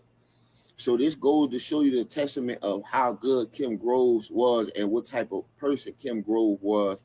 30 years later, he's avenging his grandmother death that he never even saw. He never even met this lady before. You see what I'm saying?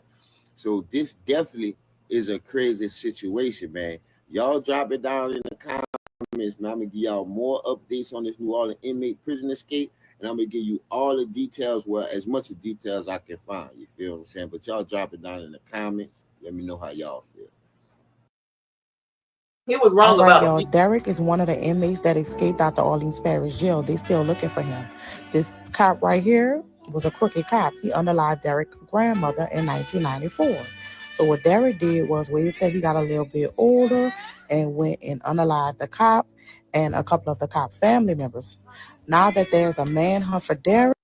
Now this woman just straight up lying. The cop is locked up in prison on life. Now she just said that Derrick unalived the cop. You see what people would do? People would just lie for views. Derrick ain't unalived no cop. Lying heifer, and who ain't showing her face. We don't know who the heifer is. You're lying. The victim's family are hiding because they're scared. These people can't case him. They don't know if he's going to come back and try to retaliate some more. I've been saying this, though. For the hood parlay, I think Derrick going to be the last person to get caught. For some reason, he stood out to me because his head is held up high like the Statue of Liberty in all those pictures like. And it looks like he don't have no remorse. I'm going to be real with you. He needs to see some therapy when he go to jail. He needs to get counseling. They need to just, So Derrick is not to be played with. Y'all watch our surroundings. Stay alert. Be safe, y'all, in the city of New Orleans, because everybody look like they still in New Orleans. I'll be real. Y'all know we got to try Derrick Groves 3 times for the Mardi Gras slams. And this won't be his first unaliving charge that he has had. So Derrick Groves' first trial for the Mardi Gras slams, it was a 10-2 jury trial. And so that case actually went to the Supreme Court, where they decided that it was invalid. So he was found not guilty of that. But then they had another retrial of that case, and it was a mistrial. So on the 3rd time, they just convicted him in October 2024 for the unalivings in the Mardi Gras case that he had. Now, his prior case in 2017, he was tried for the unaliving of his godfather, which again, he wasn't convicted in that case. So the reason Derrick was able to escape from the New Orleans jail is because he was there waiting sentencing in another case that they found out about in 2019 when he was fighting the Mardi Gras slayings for unaliving 2 more people. So now he has 4 bodies on him. And he's waiting for sentencing in this case. This is a manslaughter case, but he already has his 2 life sentencing and whatever the minimum probably is going to be for the manslaughter cases. So Derrick not trying to go back to jail. Plus his family has like a little history with the New Orleans Police Department. So Officer Davis had unalived Derrick Groves' grandmother before he was born. They just recently reached a settlement with the state or the city of New Orleans for $1.5 million in 2017 for the unaliving of Derrick Groves' grandmother, Kim Groves. I just don't think he's going back to jail. I don't see it happening. If they do, he's not going out without a fight. I know he could go out blasting because I don't think he want to go back to jail and be caught up in that. Let me see what she got to say. She looked like she got something to say. Good evening, everybody. I am still trying to figure out who is David Groves, because right now David Groves' mom is missing. I don't know if she's not showing her face because of her son has escaped. We don't know if she's been held hostage. We don't know if she's somewhere when he. Yeah, Derrick Groves' mother is still living. The police picked her up initially when he first escaped, and just but she did not help her son. So she is not. No, she didn't talk to him and like try and help him escape or nothing like that. So, all right, let me stop sharing that.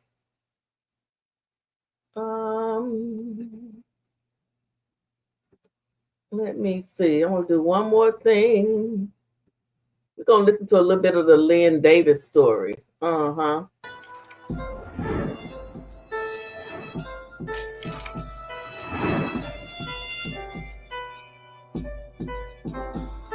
How did a crooked New Orleans police officer end up ordering a hit on a mother of 3? Lynn Davis, also known as RoboCop, was once seen as a protector patrolling the streets of the 9th Ward. But behind his badge, he was leading a double life, working with drug dealers and using his power to silence those who stood in his way. The story of Davis's rise and fall is one of corruption, betrayal, and a system that finally caught up with him. This is the chilling tale of how a man sworn to uphold the law became its most dangerous threat.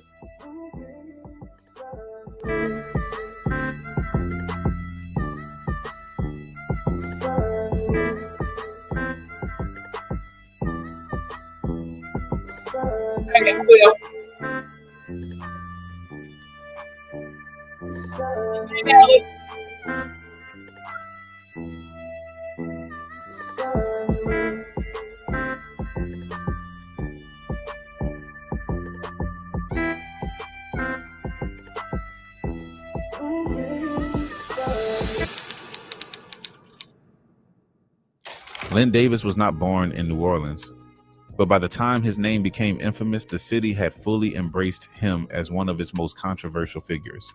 Born in Chicago in 1964, Davis moved to New Orleans with his mother after his father's untimely death.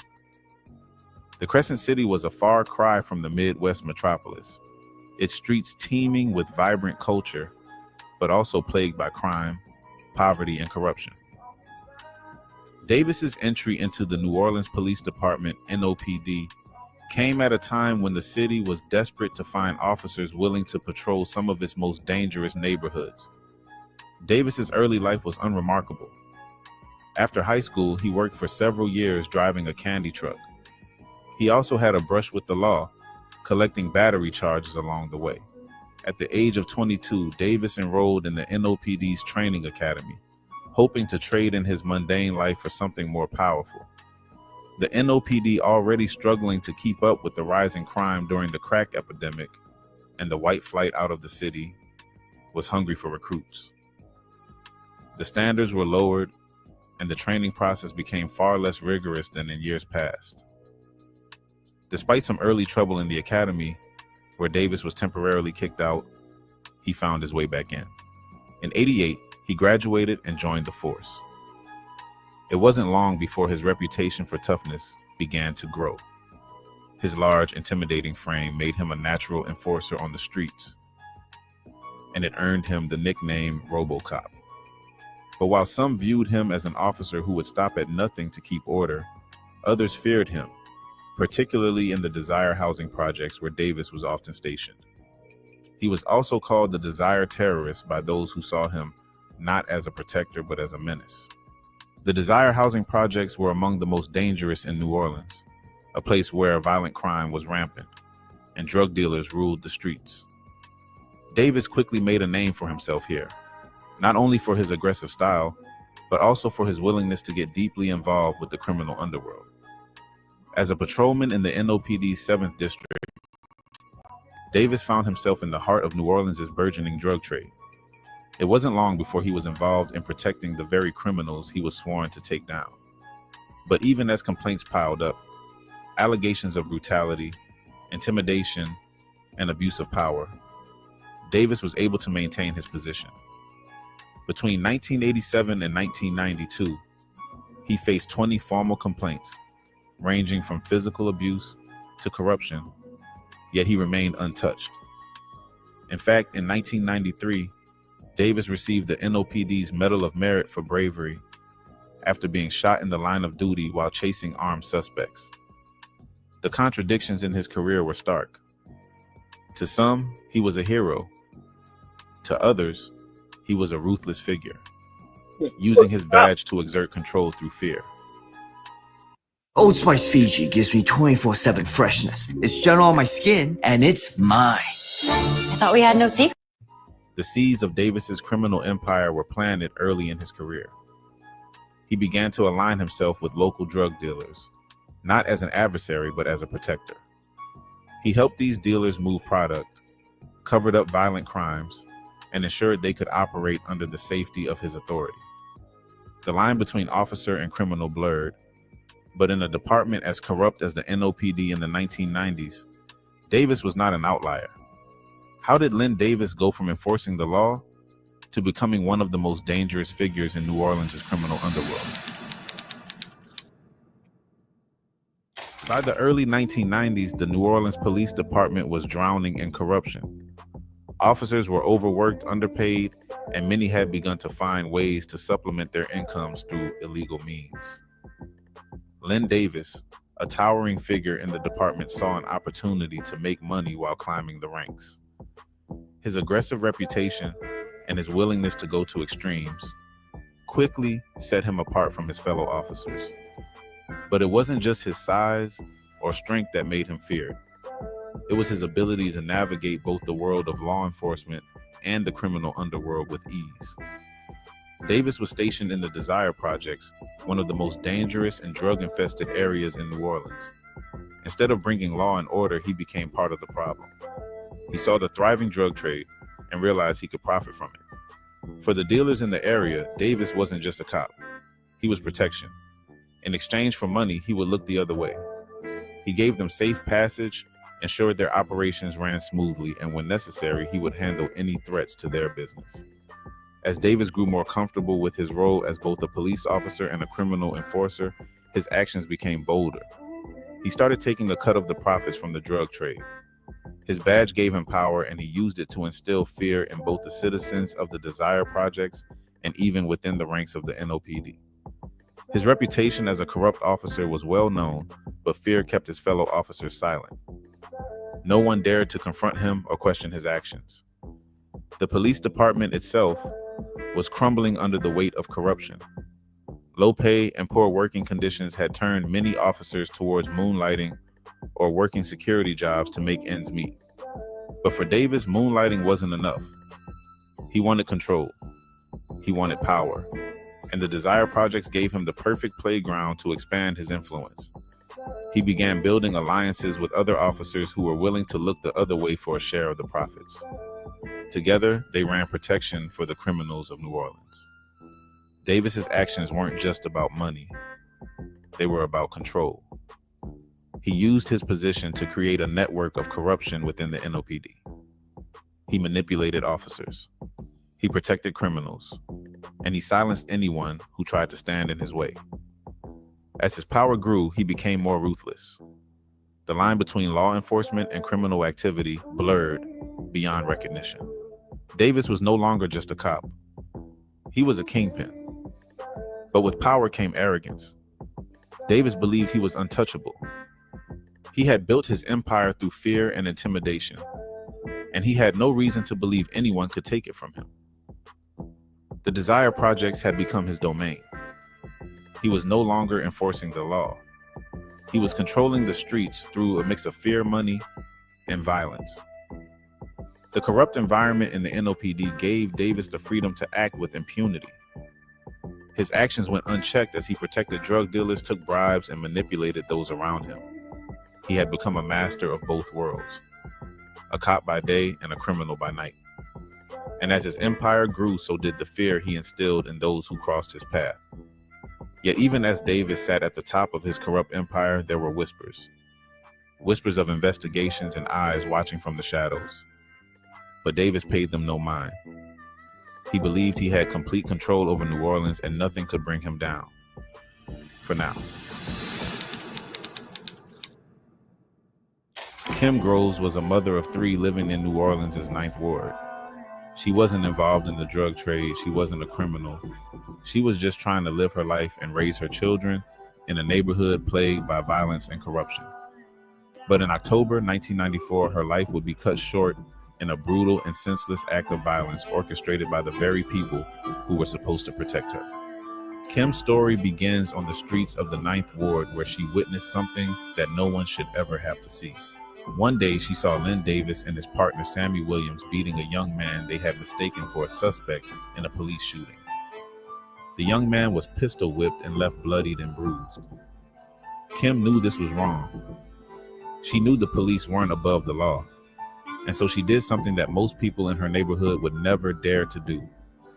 She filed a formal complaint against Lynn Davis with the New Orleans Police Department.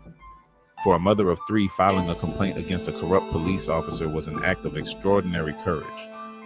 In a neighborhood where the police were often as feared as the criminals, Kim stood up against the system. She wanted justice. But what she didn't know was that her brave act would set in motion a series of events that would lead to her demise. Davis was known as RoboCop in the streets. His large frame and aggressive policing style had earned him a reputation as someone who couldn't be crossed. And when he heard about Kim's complaint, he saw it as a threat to his power.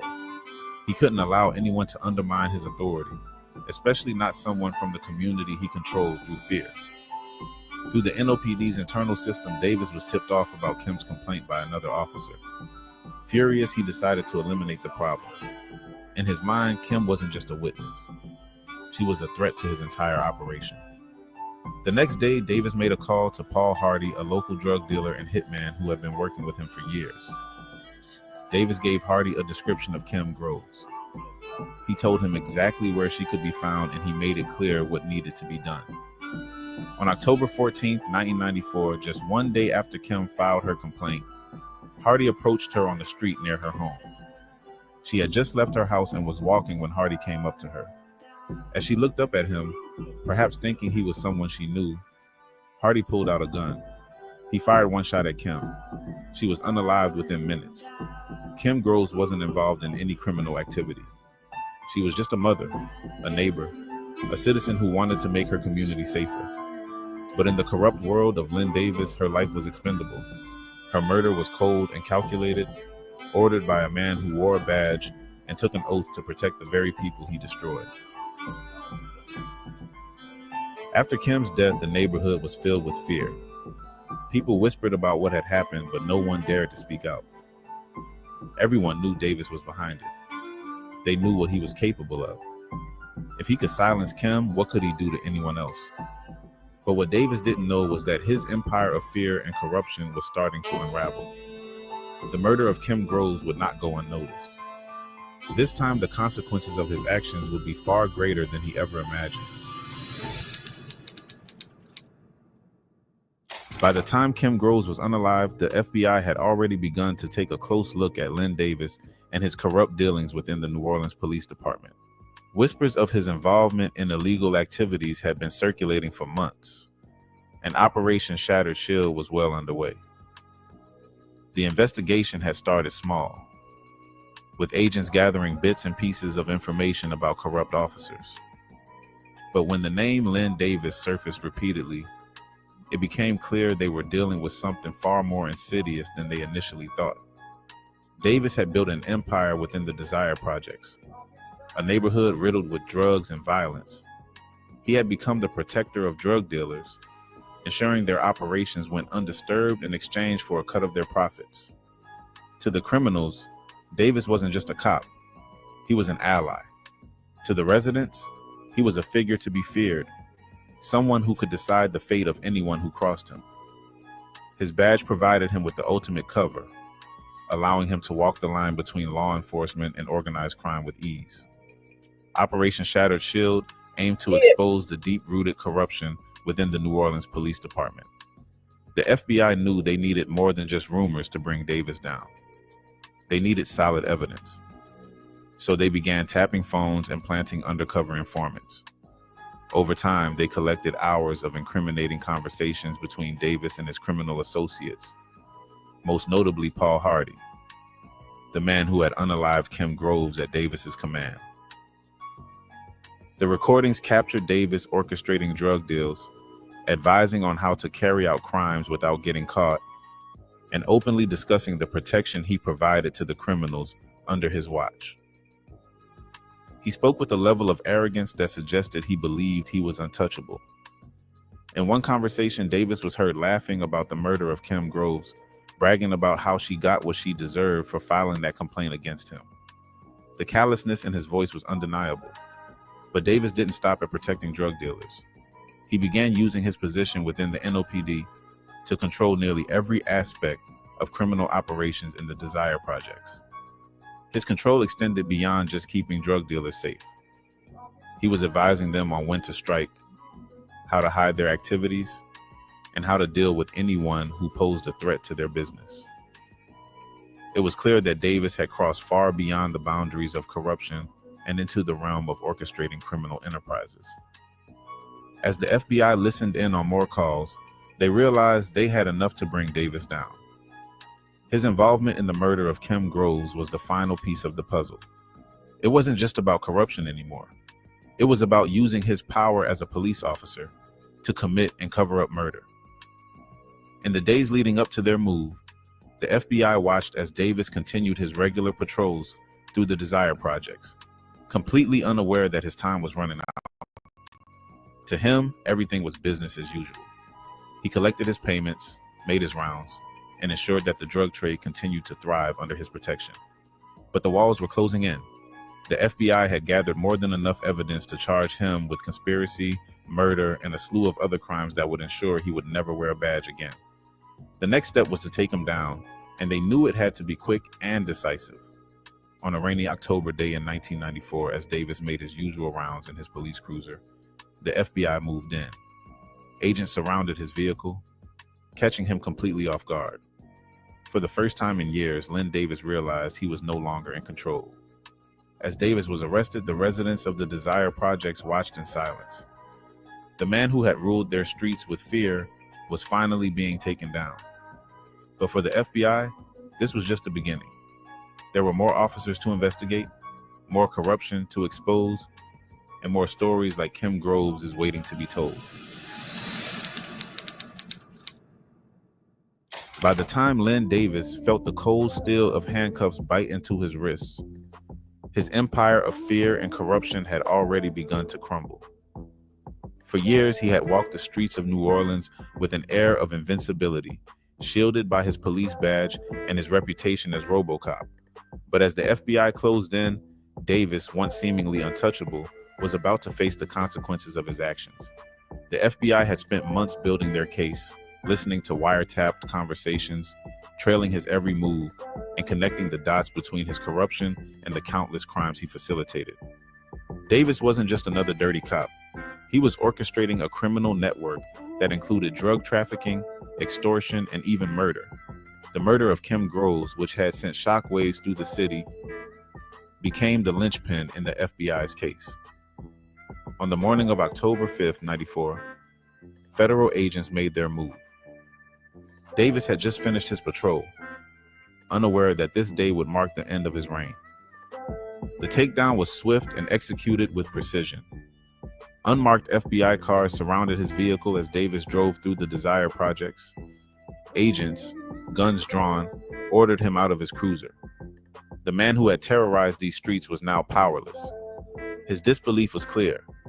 How had it all come to this? As residents of the Desire projects watched in silence, Davis was taken into custody. The streets, once under his control, now bore witness to his downfall. Along with Davis, his close associate and hitman Paul Hardy was arrested within hours. The FBI had secured enough evidence to dismantle the entire criminal network that Davis had built within the New Orleans Police Department. Inside the FBI's New Orleans office, agents reviewed the fruits of Operation Shattered Shield. Davis had used his badge to commit unspeakable acts, and his arrest sent a powerful message that even the most corrupt could be brought to justice. Later that day, Davis sat in an interrogation room as agents laid out the charges against him: murder, conspiracy, and drug trafficking were just the beginning. The evidence against him was overwhelming, and yet Davis remained silent. His defiance never wavered. In '96, Davis was convicted on 2 federal civil rights charges for ordering the murder of Kim Groves and for witness tampering. Initially sentenced to death on April 26, 1996, Davis managed to avoid execution for a time when his death sentence was overturned by the Fifth Circuit due to issues with the witness tampering conviction. However, a subsequent jury reinstated the death penalty, and on October 27, 2005, Davis was sentenced to death again. He now sits on federal death row at the United States Penitentiary in Terre Haute, Indiana. Paul Hardy, who carried out Groves' murder on Davis's orders, was also convicted of conspiracy to violate Groves' civil rights and witness tampering. Hardy initially received a death sentence, but in 2011, his sentence was commuted to life when he was deemed intellectually disabled by a judge. Despite the convictions, the impact of Davis and Hardy's actions left a lasting stain on New Orleans, serving as a painful reminder of the city's darkest days of police corruption. News of Davis's arrest spread quickly, and for the people of New Orleans, it felt like a long-awaited reckoning. The man who had ruled with an iron fist was finally brought down. The streets that had once been filled with fear now felt a little lighter. For Lynn Davis, however, this was only the beginning of a long road through the justice system. His fall from grace was not just a personal failure. It was a symbol of how deeply corruption had seeped into the very institution meant to protect and serve. His name, once synonymous with power, would forever be linked to betrayal, crime, and the ultimate downfall of one of New Orleans' most feared police officers.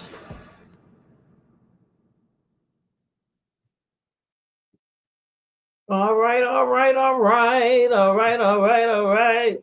Okay, guys, thank y'all for hanging out with me. I sure do appreciate it. Everyone that's still in here, thank y'all.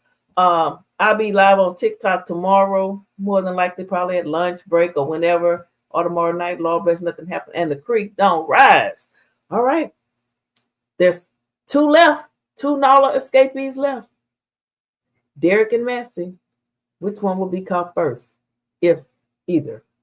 All right, you guys have a wonderful night. Thank you.